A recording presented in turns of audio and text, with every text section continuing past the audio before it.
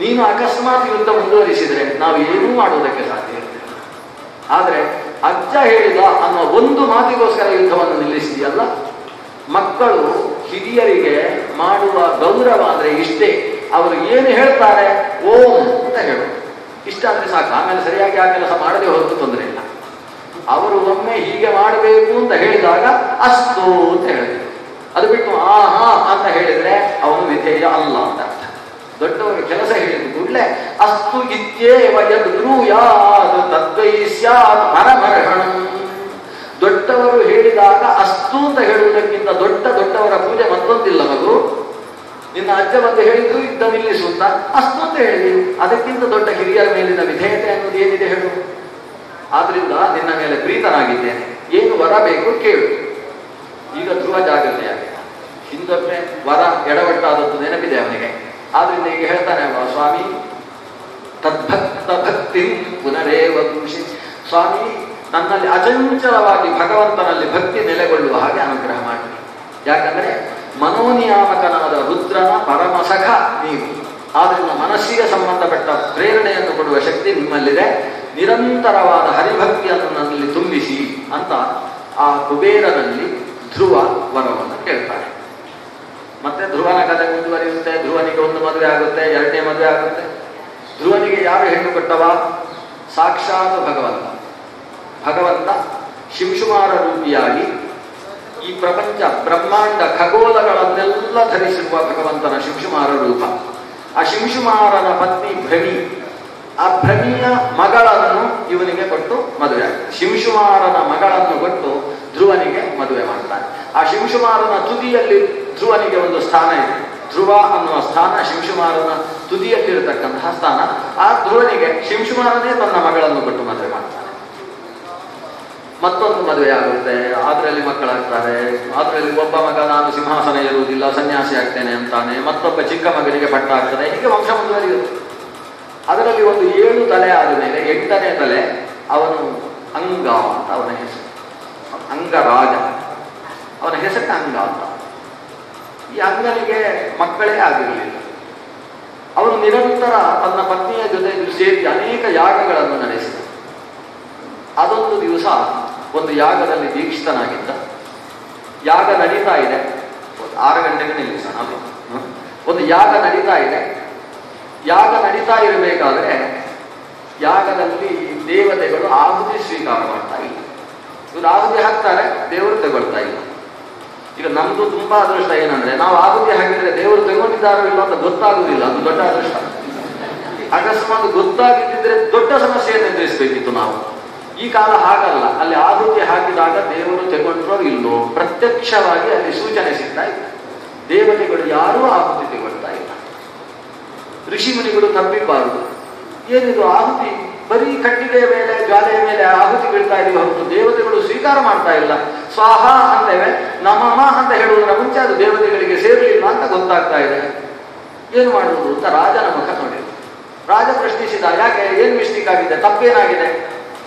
ಸ್ವಾಮಿನ್ ಹವೀಂಷಿ ಅದುಷ್ಟಾನಿ ಶ್ರದ್ಧೆಯ ಆಯೋಜಿತಾನಿ ಮೇ. ಸ್ವಾಮಿನ್ ಹವೀಂಷಿ ಅದುಷ್ಟಾನಿ, ಹವಿಸ್ಸಿನಲ್ಲಿ ಯಾವ ದೋಷವೂ ಇಲ್ಲ.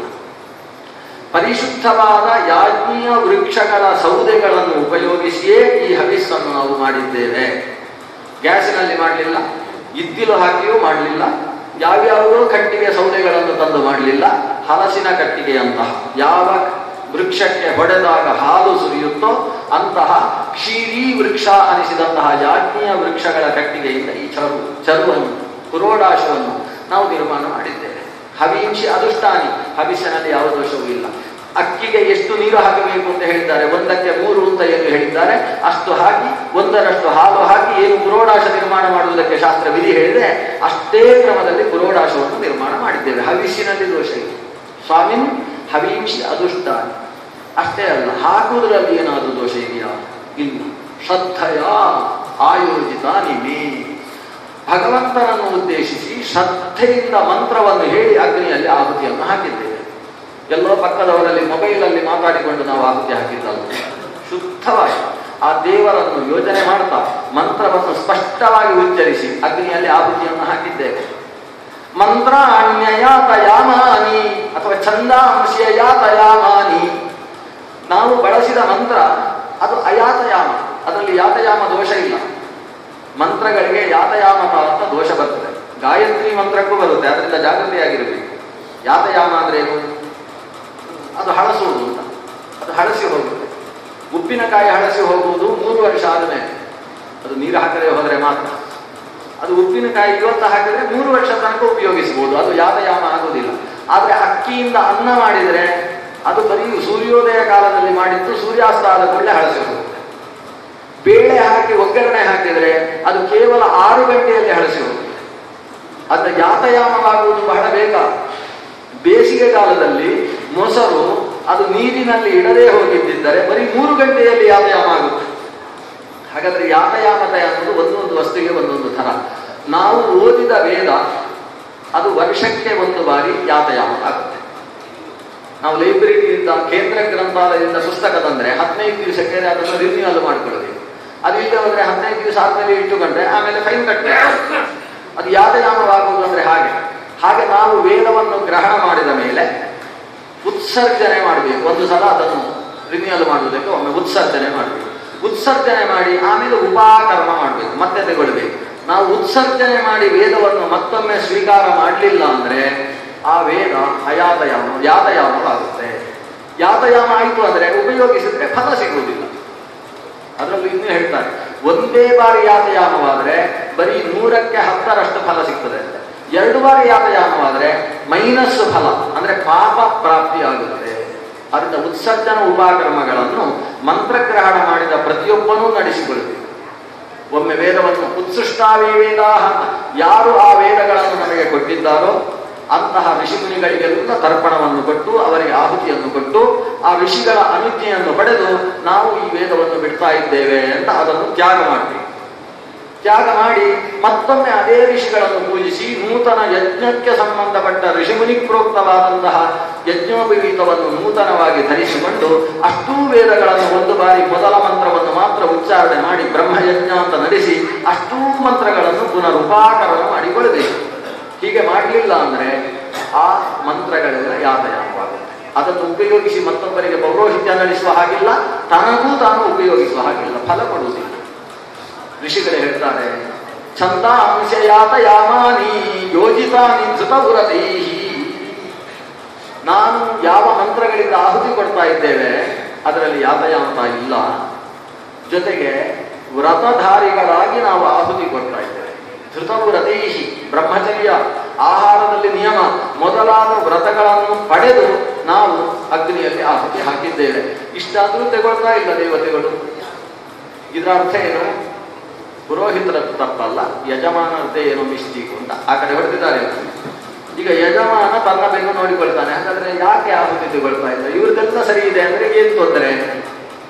ಅಲ್ಲಿ ಬ್ರಹ್ಮ ಅನ್ನುವ ಸ್ಥಾನದಲ್ಲಿ ಮಹರ್ಷಿ ಕೂತಿದ್ದ. ಅವನ ಹತ್ರ ಪ್ರಶ್ನಿಸಿದ, ಏನು ತೊಂದರೆ ಅಂತ ತಾವು ಹೇಳಬೇಕು. ಅವನು ಬಹಳ ಜಾಗ್ರತೆಯಾಗಿ ಹೇಳ್ತಾನೆ, ರಾಜನು, ಈ ಆಹುತಿಯನ್ನು ದೇವತೆಗಳು ಸ್ವೀಕರಿಸ್ತಾ ಇಲ್ಲ, ಎಲ್ಲ ಸರಿಯಾಗಿದೆ. ಆದರೆ ಯತಃ ಅಸಿ ತ್ವಂ ಅಪ್ರಜಃ, ನಿನಗೆ ಮಕ್ಕಳಿಲ್ಲ ಅಲ್ವಾ, ಅದಕ್ಕೆ ದೇವರು ತಗೊಳ್ತಾ ಇಲ್ಲ ಅಂತ ಒಂದು ಹಾಗೆ ಬ್ರಹ್ಮ ಸ್ಥಾನದಲ್ಲಿರುವ ಬ್ರಾಹ್ಮಣ. ರಾಜನಿಗೆ ಬಹಳ ಬೇಸರವಾಯಿತು. ನನಗೆ ಮಕ್ಕಳಿಲ್ಲ, ಅಪ್ರಜನಾಗಿದ್ದಾನೆ ಅನ್ನುವ ಕಾರಣದಿಂದ ದೇವತೆಗಳು ಆಹುತಿ ತಗೊಳ್ಳುವುದಿಲ್ಲ ಅಂತಾದರೆ ಯಜ್ಞ ಪೂರ್ಣಗೊಳಿಸುವುದು ಹೇಗೆ? ಅವರು ಹೇಳ್ತಾರೆ ಋಷಿಗಳ ಹತ್ರ. ರಾಜ ಹೇಳ್ತಾನೆ, ಹಾಗಾದರೆ ಈ ಯಜ್ಞವನ್ನು ಹಾಗೆ ನಿಲ್ಲಿಸಿ, ನನಗೆ ಮಕ್ಕಳಾಗುವುದಕ್ಕೋಸ್ಕರ ಒಂದು ಯಜ್ಞ ಮಾಡಿ, ಅದನ್ನ ಮಕ್ಕಳನ್ನು ಪಡೆದ ಮೇಲೆ ಈ ಯಾಗವನ್ನು ಮುಂದುವರಿಸುವ, ಪ್ರಾಯಶ್ಚಿತ್ತ ಮಾಡಿಕೊಂಡು. ಸರಿ, ಇವನಿಗೆ ಮಕ್ಕಳಾಗಬೇಕು ಅಂತ ಯಾಗ ಮಾಡಿದರು. ಪುತ್ರಕಾಮದಿಂದ ಇಷ್ಟಿಯನ್ನು ಮಾಡಿದರು. ಇಷ್ಟಿಯ ಫಲವಾಗಿ ಒಂದು ಫಲಚರು ಸಂಪಾದವನ್ನು ಅವನಿಗೆ ಕೊಟ್ಟರು. ಅದನ್ನು ಪತ್ನಿ ಸ್ವೀಕಾರ ಮಾಡುವುದರ ಮೂಲಕ 9 ತಿಂಗಳು ದಾಟಿದ ನಂತರ ಒಂದು ಮಗುವಾಯಿತು. ಮಗು ಹುಟ್ಟಿದ ಮೇಲೆ ಇವನಿಗೆ ಅನಿಸಿತು ಮಗು ಬೇಕಿರಲಿಲ್ಲ ಅಂತ ಅನಿಸಿತು. ಇದೆಲ್ಲ ಕೊನೆಗೆ ಬುದ್ಧಿ ಬರುವುದು ಅಂದ್ರೆ ಹಾಗೆ. ಮಗು ಹುಟ್ಟಿದೆ, ಬಹಳ ಪ್ರಕಾಶಶಾಲಿಯಾದ ಮಗು, ಪ್ರಭಾವಶಾಲಿಯಾದ ಮಗು, ಪ್ರತಾಪಶಾಲಿಯಾದಂತಹ ಮಗು. ಆ ಮಗುವಿಗೆ ಈ ಅಪ್ಪ ಏನು ಹೆಸರಿಟ್ಟಿದ್ದಾನೆ ಅಂತ ಭಾಗವತದಲ್ಲಿ ಗೊತ್ತೇ ಆಗುವುದಿಲ್ಲ. ಊರಿನ ಜನ ಏನು ಹೆಸರಿಟ್ಟಿದ್ರು ಅಂತ ಭಾಗವತ ಹೇಳುತ್ತೆ. ವೇನ ಇತ್ಯರೌ ಜನ, ಊರಿನ ಜನ ಆ ಮಗುವನ್ನು ವೇನ ಅಂತ ಕರೆದರಂತೆ. ವೇನ ಅಂದರೆ ಸಂಸ್ಕೃತದಲ್ಲಿ ಅದಕ್ಕೆ ಅರ್ಥ ಇದ್ದವರನ್ನು ಹಿಂಸಿಸಿ ಸಾಯಿಸುವವ ಅಂತ. ಇಂಥ ಹೆಸರು ಯಾರು ಇಡ್ಲಿಕ್ಕೆ ಸಾಧ್ಯ ಇಲ್ಲ. ಊರಿನ ಜನ ಕರೆದ್ರಂತೆ ಅವನನ್ನು, ಯಾಕಂದ್ರೆ ಆ ಕೆಲಸ ಮಾಡ್ತಿದ್ದ ಅವನು. ಆಟ ಆಡ್ಲಿಕ್ಕೆ ಹೋದಾಗ ಮಕ್ಕಳು ಜೊತೆಗಿದ್ರೆ ಆ ಮಕ್ಕಳನ್ನು ಹಿಡ್ಕೊಂಡು ಹೋಗುವುದು, ನದಿಯಲ್ಲಿ ಮುಳುಗಿಸುವುದು, ಸಾಯಿಸುವುದು, ಹೊಡೆದು ಸಾಯಿಸುವುದು. ಯಾವುದೋ ಕೆಲವು ಮಕ್ಕಳು ಊರು ಬಿಟ್ಟು ಹೋಗುವಂತೆ, ವೇನ ಇರುವಲ್ಲೇ ತನಕ ನಾವು ಈ ಊರಿಗೆ ಬರೋಲ್ಲ ಅಂತೇಳಿ. ಈ ವಿಷಯಗಳೆಲ್ಲ ರಾಜನಾದಂತಹ ಅಂಗನಿಗೆ ವಿಷಯ ಬರ್ತಾ ಇತ್ತು. ಆದರೆ ಅವನು ಏನು ಮಾಡುವ ಹಾಗಿರಲಿಲ್ಲ. ಅವನಿಗೆ ಯಾಕಾದರೂ ಈ ಮಗ ಹುಟ್ಟಿದ ಅಂತ ಅನಿಸುವುದಕ್ಕೆ ಶುರುವಾಗಿತ್ತು. ವೇನ ಈಗ ದೊಡ್ಡವನಾಗಿದ್ದಾನೆ. ರಾಜನನ್ನು ಬೇಕಾದರೂ ಕಾರಾಗಾರಕ್ಕೆ ಹಾಕಿ ಸಿಂಹಾಸನದಲ್ಲಿ ಕೂತುಕೊಳ್ಳುವಷ್ಟು ದೊಡ್ಡವನಾಗಿದ್ದಾನೆ ವೇನ. ಅಂತಹ ಸ್ಥಿತಿಯಲ್ಲಿ ಜನ ಬಂದು ದೂರು ಹೇಳ್ತಾ ಇದ್ದಾರೆ, ವೇನನನ್ನು ಸ್ವಲ್ಪ ಹತೋಟಿಯಲ್ಲಿ ಇಟ್ಟುಕೋ ಅಂತ ರಾಜನ ಹತ್ರ ಹೇಳ್ತಾ ಇದ್ದಾರೆ. ರಾಜ ಏನೂ ಮಾಡುವುದಕ್ಕೆ ತೋಚದೆ ಅದೊಂದು ದಿವಸ ಬೆಳಗ್ಗೆ ಎದ್ದಾಗ ಊರಿನಲ್ಲೆಲ್ಲ ಸುದ್ದಿ, ವೇನ ಸುದ್ದಿ ಇಲ್ಲ, ಎಲ್ಲಿದ್ದಾರೆ ಗೊತ್ತಿಲ್ಲ. ವೇನ ಓಡಿ ಹೋಗಿದ್ದಾನೆ. ರಾತ್ರಿ ಯಾವುದೋ ಕಾಡಿಗೆ ಹೋಗಿದ್ದಾನೆ. ಇವತ್ತಿನ ತನಕವೂ ವೇನ ಈ ಅಂಗರಾಜ ಎಲ್ಲಿದ್ದಾನೆ ಅಂತ ಗೊತ್ತಿಲ್ಲ. ವೇನ ಇದ್ದಾನೆ, ವೇದನ ಅಪ್ಪನಾದ ಅಂಗರಾಜನ ಸುದ್ದಿ ಇಲ್ಲ. ಆ ಹೊತ್ತಿಗೆ ಭಾಗವತ ಒಂದು ಮಾತು ಹೇಳುತ್ತೆ, ಈ ಒಳ್ಳೆ ಮಕ್ಕಳಿಗಿಂತ ಕೆಟ್ಟ ಮಕ್ಕಳು ಭಾರಿ ಒಳ್ಳೆಯದು ಅಂತ ಒಂದು ಮಾತು ಹೇಳುತ್ತೆ. ಕದಪತ್ಯಂ ವರಂ ಮನ್ಯೇ ಸದಪತ್ಯಾತ್ ಶುಚಾಂಪದಾತ್. ಒಳ್ಳೆ ಮಕ್ಕಳು ಹುಟ್ಟಿದ್ರೆ ಒಂದು ಸಮಸ್ಯೆ ಇದೆ ಅಂದ್ರೆ, ಆ ಮಕ್ಕಳನ್ನೆಲ್ಲೋ ದೂರಕ್ಕೆ ಕಳಿಸಿರ್ತೇವೆ. ಆ ಮನೆಯಲ್ಲಿ ಉಪ್ಪಿನಕಾಯಿ ಹಾಕುವಾಗ ತಾಯಿಗೆ ಉಪ್ಪಿನಕಾಯಿ ತಿನ್ನಲಿಕ್ಕೆ ಇಷ್ಟ ಆಗುದಿಲ್ಲ. ಅಯ್ಯೋ, ಆ ಮಗನಿಗೆ ಉಪ್ಪಿನಕಾಯಿ ಇಲ್ಲದೆ ನಾನು ಹೇಗೆ ತಿನ್ನುವುದು ಅಂತ. ಗಂಡನಿಗೂ ಸರಿಯಾಗಿ ಉಪ್ಪಿನಕಾಯಿ ಹಾಕುದಿಲ್ಲ. ಇದೆಲ್ಲ ಸಮಸ್ಯೆ ಆಗ್ತದೆ. ಇದಕ್ಕೆಲ್ಲ ಕಾರಣ ಏನು ಅಂತ ಹೇಳಿದ್ರೆ, ಆ ಮಗ ಒಳ್ಳೆಯವನಾದದ್ದೇ ಕಾರಣ ಆಗುತ್ತೆ. ಅದೇ ಮಗ ಕೆಟ್ಟವನಾಗಿದ್ರೆ ಚೆನ್ನಾಗಿ ಮನೆಯಲ್ಲಿ ಉಪ್ಪಿನಕಾಯಿ ಹಾಕಿ ತಿಂದು ಅವನಿಗೆ ಇರ್ಲಿಲ್ಲ, ಒಳ್ಳೆದಾಯ್ತು, ಅವನಿಗೆ ಸಿಗಬಾರ್ದು ಅಂತ ತಿಂತ ಇತ್ತು. ಅಂದ್ರೆ ಒಳ್ಳೆಯವನಾದ್ರಿಂದ ಸದಪತ್ಯಾತ್ ಶುಚಾಂ ಪದಾತ್. ಒಳ್ಳೆಯ ಮಕ್ಕಳಿಗೆ ಕಷ್ಟ ಬಂದ್ರೆ ಇವರೆಲ್ಲರೂ ತುಂಬಾ ಕಷ್ಟ ಪಡ್ತಾರೆ, ತುಂಬಾ ಶೋಕಕ್ಕೆ ಒಳಗಾಗ್ತಾರೆ. ಆದ್ರೆ ಕೆಟ್ಟ ಮಗನ ಕಾರಣದಿಂದ ಏನಾಯಿತು, ವೇನನ ಕಾರಣದಿಂದ ಈ ರಾಜ ಸಂಸಾರದಲ್ಲಿ ವೈರಾಗ್ಯವನ್ನು ತಾಳಿ ರಾತ್ರೋರಾತ್ರಿ ಕಾಡಿಗೆ ಹೋಗಿ ಮಹತ್ ಸಾಧನೆಯನ್ನು ಮಾಡಿ ಮೋಕ್ಷವನ್ನು ಪಡೆದ. ಹಾಗಾದ್ರೆ ವೈರಾಗ್ಯಕ್ಕೆ ಕಾರಣನಾದನಲ್ಲ ಈ ಮಗ. ಆದ್ರಿಂದ ಕದಪತ್ಯಂ ವರಂ ಮನ್ಯೇ ಸದಪತ್ಯಾತ್ ಶುಚಾಂ ಪದಾತ್ ಯದ್ ವೇನಾತ್. ವೇನನಿಂದಾಗಿ ಇಂತಹದ್ದು ಘಟಿಸಿತು. ಇದು ವಾಸ್ತವವನ್ನು ಹೇಳುವುದಲ್ಲ, ಸುಮ್ಮನೆ ಮಧ್ಯದಲ್ಲಿ ಭಾಗವತದಲ್ಲಿ ಶುಕಾಚಾರ್ಯರು ಮಾಡುವ ಜೋಕುಗಳು. ಶುಕಾಚಾರ್ಯರು ಜೋಕ್ ಮಾಡೋದ್ರಲ್ಲಿ ಚತುರರು. ಕೆಟ್ಟ ಮಕ್ಕಳೇ ಒಳ್ಳೆ ಮಕ್ಕಳಿಗಿಂತ ಶ್ರೇಷ್ಠ ಅಂತ ಇಲ್ಲಿ ಒಂದು ಹೇಳ್ತಾರೆ. ಹೇಳಿದ್ದು ಯಾಕೆ ಅಂದ್ರೆ ವೈರಾಗ್ಯ ಸಂಪಾದಿಸುವುದು ಮುಖ್ಯ. ಒಳ್ಳೆ ಮಕ್ಕಳು ಅಂತ ವೈರಾಗ್ಯ ಇಲ್ಲದೆ ಮನೆಯಲ್ಲೇ ಬದುಕಬೇಡಿ, ಧೃತರಾಷ್ಟ್ರನ ಹಾಗೆ ಆಗಬೇಡಿ ಅಂತ ಹೇಳುವುದಕ್ಕೋಸ್ಕರ ಇಂಥ ವಿಷಯಗಳನ್ನು ಹೇಳ್ತಾರೆ. ಅಂತೂ ಅಂಗ ಊರಿನಲ್ಲಿಲ್ಲ ಅಂತ ಗೊತ್ತಾಯ್ತು. ಕಳ್ಳಕಾಕರುಗಳು ಅಲ್ಲಲ್ಲಿ ಎದ್ದು ಬಿಟ್ಟಿದ್ದಾರೆ. ಆಗ ಮಂತ್ರಿಗಳೆಲ್ಲ ಸೇರಿದ್ರು, ಋಷಿಮುನಿಗಳೆಲ್ಲ ಸೇರಿದ್ರು. ವೇನನನ್ನು ಸಿಂಹಾಸನದಲ್ಲಿ ಕೂಡಿಸುವುದು ಅನಿವಾರ್ಯ ಅಂತಾಯಿತು. ವೇನನಿಗೆ ಪಟ್ಟಾಭಿಷೇಕವೂ ಆಯಿತು. ವೇನ ಪಟ್ಟಾಭಿಷಿಕ್ತನಾದ ಅಂತ ಗೊತ್ತಾಗದ್ರಿಂದ ಊರಿನಲ್ಲಿ ಕಳ್ಳಕಾಕರೆಲ್ಲ ಓಡಿ ಹೋದರು. ಅದು ಯೋಗಿ ಆದಿತ್ಯನಾಥನು ಕೂತಿದ್ದಾರೆ ಅಂತ ಗೊತ್ತಾಗ ಕಸಾಯಿಖಾನೆ ತಾನಾಗಿ ಮುಚ್ಚಿಕೊಂಡ ಹಾಗೆ ಇಲ್ಲಿ ವೇನ ಸಿಂಹಾಸನದಲ್ಲಿ ಕೂತ ಅಂತ ಗೊತ್ತಾದ ಕಳ್ಳಕಾಕರು ಇದ್ದಕ್ಕಿದ್ದಾಗೆ ಅದೃಷ್ಟರಾಗಿ ಬಿಟ್ಟರಂತೆ. ಅಷ್ಟು ಮಹಾಪ್ರಚಂಡ ಶಾಸಕನಾಗಿದ್ದ ಈ ವೇನ. ಆದ್ರೆ ವೇನನ ದೊಡ್ಡ ದಾರ್ಷ್ಟ್ಯ ಏನು ಅಂದ್ರೆ ದೇವರನ್ನು ಒಪ್ಪುವುದಿಲ್ಲ. ಅವನು ಸಿಂಹಾಸನದಲ್ಲಿ ಕೂತ ಮರುದಿವಸವೇ ಎಲ್ಲ ಋಷಿಮುನಿಗಳನ್ನು ಕರೆದು ದೊಡ್ಡ ಮೀಟಿಂಗ್ ಅಂತ ಎಲ್ಲರನ್ನು ಸೇರಿಸಿ ಹೇಳಿದ, ನಾಳೆಯಿಂದ ನಮ್ಮ ಊರಿನಲ್ಲಿ ನನ್ನ ಪ್ರಚಂಡ ಶಾಸನ ಇದೆ. ಏನಂದ್ರೆ ಯಾರು ಕೂಡ ಯಜ್ಞ ಯಾಗ ಅಂತ ಹೇಳಿ ತುಪ್ಪವನ್ನು ವೇಸ್ಟ್ ಮಾಡುವ ಕೆಲಸ ಮಾಡ್ತಾರೆ. ಏನಿದ್ರು ರಾಜನಿಗೆ ಖಜಾನೆಗೆ ಒಪ್ಪಿಸಬಹುದು. ಬೇರೆ ಯಜ್ಞ ಯಾಗಗಳು, ಪೂಜೆ, ತಪಾನುಷ್ಠಾನಗಳು, ಗಂಗಾ ತೀರದಲ್ಲಿ ಯಾಗ, ಆಮೇಲೆ ಯಮುನಾ ತೀರದಲ್ಲಿ ಮತ್ತೊಂದು ಯಾವುದೂ ನಡೆಸುವುದಕ್ಕೆ ಅವಕಾಶ ಇಲ್ಲ, ಎಲ್ಲ ನಿಲ್ಲಿಸಬೇಕು ಆದೇಶ ಕೊಡ್ತಾರೆ. ಋಷಿಮುನಿಗಳಲ್ಲಿ ಒಂದು 4 ಜನ ಎದ್ದು ನೀನು ತಪ್ಪ ಮಾಡ್ತಾ ಇದ್ದಿ, ಯಾಗ ಯಾಕೆ ಮಾಡ್ತಾ ಇದ್ದೇವೆ ಅಂತ ಮೊದಲು ನಮ್ಮ ಹತ್ರ ಕೇಳಿ ತಿಳ್ಕೊ. ತಿಳಿದ ಮೇಲೆ ಬೇಕೋ ಬೇಡೋ ಅಂತ ತೀರ್ಮಾನ ಮಾಡು, ಒಂದು ಅರ್ಥ ಮಾಡಿಕೊಡು. ನನಗೆ ನೀವೆಲ್ಲ ಅರ್ಥ ಮಾಡಿಸುವ ಅವಶ್ಯಕತೆ ಇಲ್ಲ ಅಂತ ಇವನೊಂದು ನೇರವಾದ ಮಾತು. ಅಷ್ಟು ಸ್ಪಷ್ಟವಾಗಿ ಭಾಗವತ ಹೇಳುತ್ತೆ. ನೇರ ಹೇಳಿದವ, ನೀವು ಅರ್ಥ ಮಾಡಿಸಬೇಕಾಗಿಲ್ಲ.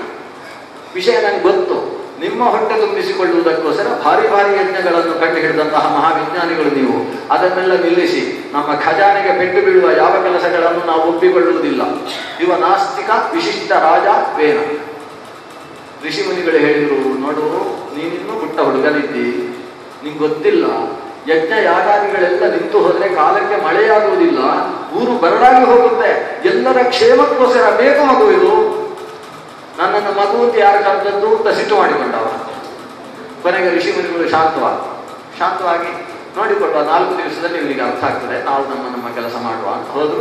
ಕಾಡಿನಲ್ಲಿ ಯಜ್ಞ ಅಗಸರು ಮಾಡಿದ್ರು, ಊರಿನಲ್ಲಿ ಯಜ್ಞ ಆಗದೆ ನಿಂತಿತು.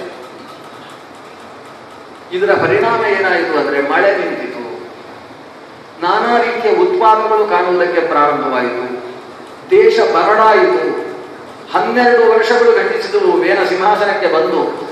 12 ವರ್ಷ ಕಾಲದ ದೀರ್ಘಕ್ಷಾಮದಿಂದಾಗಿ ಭೂಮಿ ಹಾಕಿದ ಬೀಜವನ್ನು ತಾನು ನುಂಗುತ್ತದೆಯೇ ಹೊರತು ಅದರಿಂದ ಒಂದು ಸಸ್ಯ ಮೇಲಕ್ಕೆ ಬರುವುದಿಲ್ಲ ಅನ್ನೋ ಪರಿಸ್ಥಿತಿ ಒಳಗಾಯಿತು.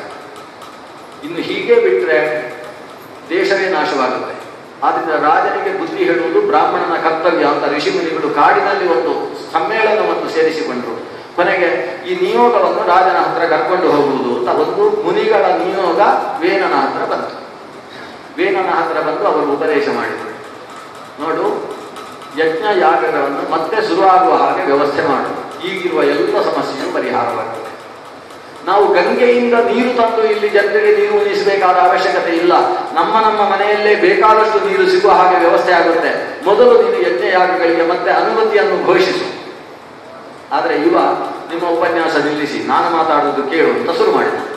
ದೊಡ್ಡ ಉಪನ್ಯಾಸ ಕೊಡ್ತಾನೆ, ಭಾಗವತದ ನಾಸ್ತಿಕ್ಯದ ಸುಂದರವಾದ ಉಪದೇಶ.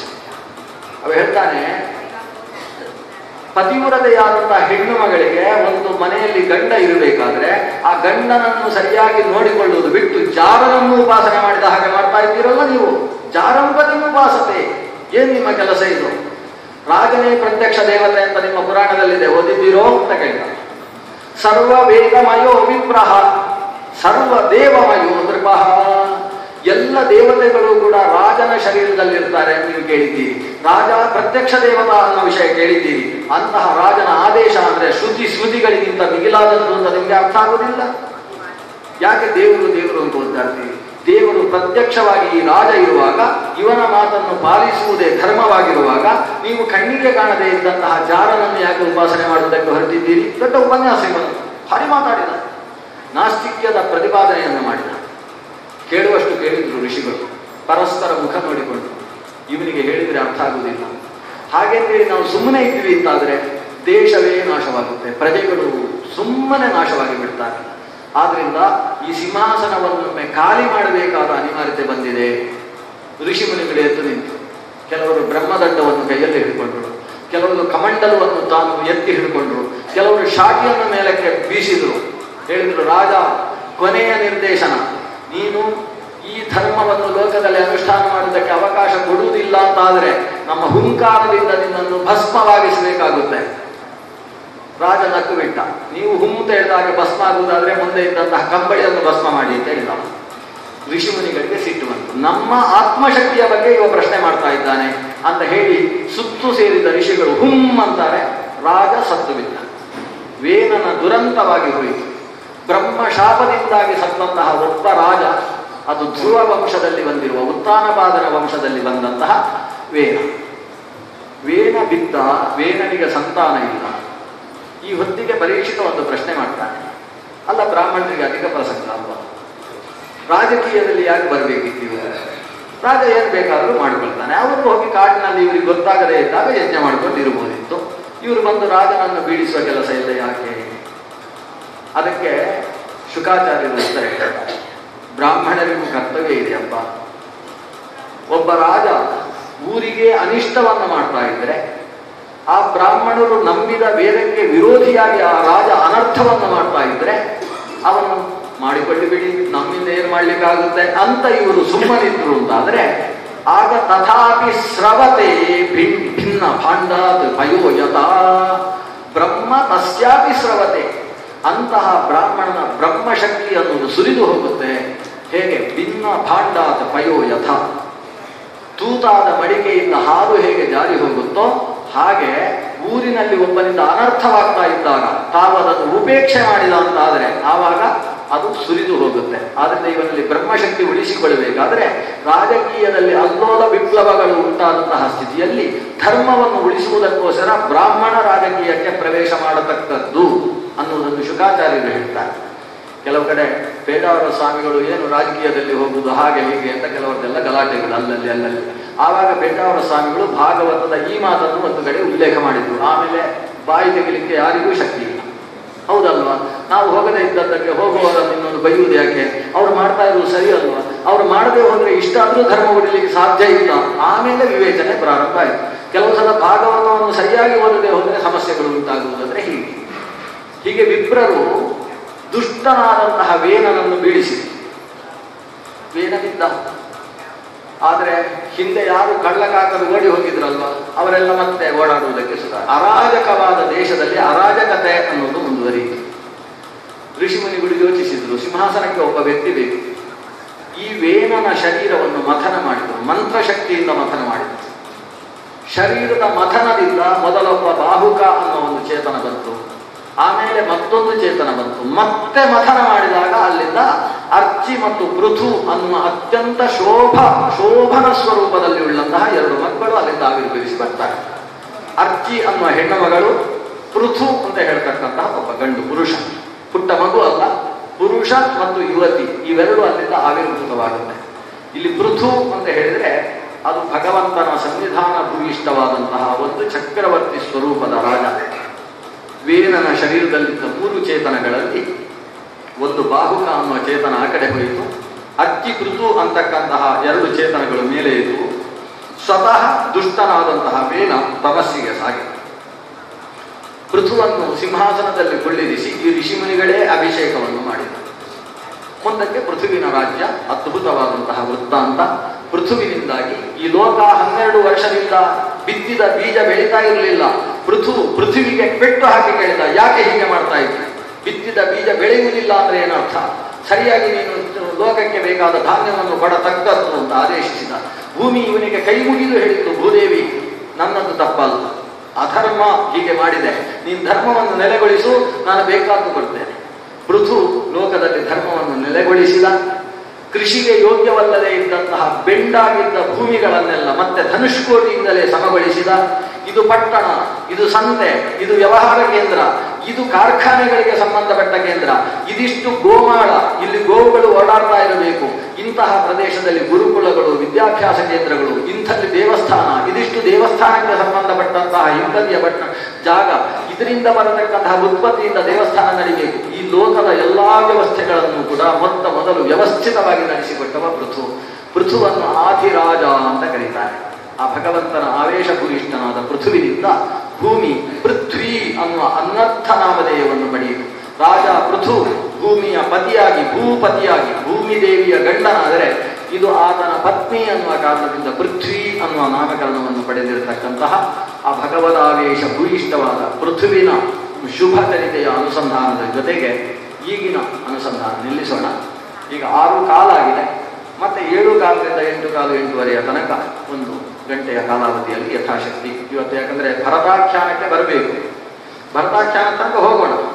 ತುಂಬಾ ಸ್ವಾರಸ್ಯಕರವಾದ ಭರತನ ಆಖ್ಯಾನ ಇದೆ, ಅಲ್ಲಿಯ ತನಕದ ವಿಷಯವನ್ನು ಮತ್ತೆ ಸೇರಿದಾಗ ಅನುಸಂಧಾನ ಮಾಡೋಣ. ಶ್ರೀಕೃಷ್ಣಾರ್ಪಣಮಸ್ತು. ಹರಿತೋಪಲಾಭಂ ಗೀತಂ ವಿಧಿಶರ್ವಾಣ ವಿಜ್ಞಾನರಮಾನತೋಸ್ಮಿ.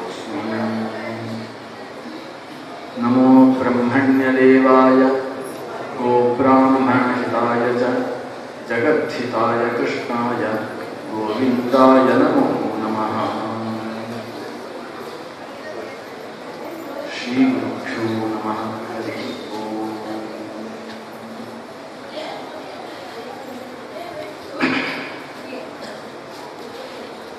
ಪೃಥು ಚರಿತೆಯ ಬಗ್ಗೆ ಚತುರ್ಥ ಸ್ಕಂದದಲ್ಲಿ ಕಥಾಶ್ರವಣ ಆಗಿದೆ.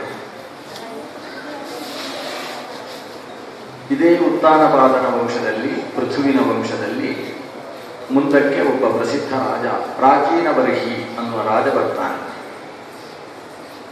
ಪ್ರಾಚೀನ ಬರ್ಹಿ ಸಮುದ್ರನ ಮಗಳಾದ ಶತದ್ರುತಿಯನ್ನು ವಿವಾಹವಾಗ್ತಾನೆ. ಶತದ್ರುತಿಯಲ್ಲಿ ಆತನಿಗೆ 10 ಜನ ಮಕ್ಕಳು.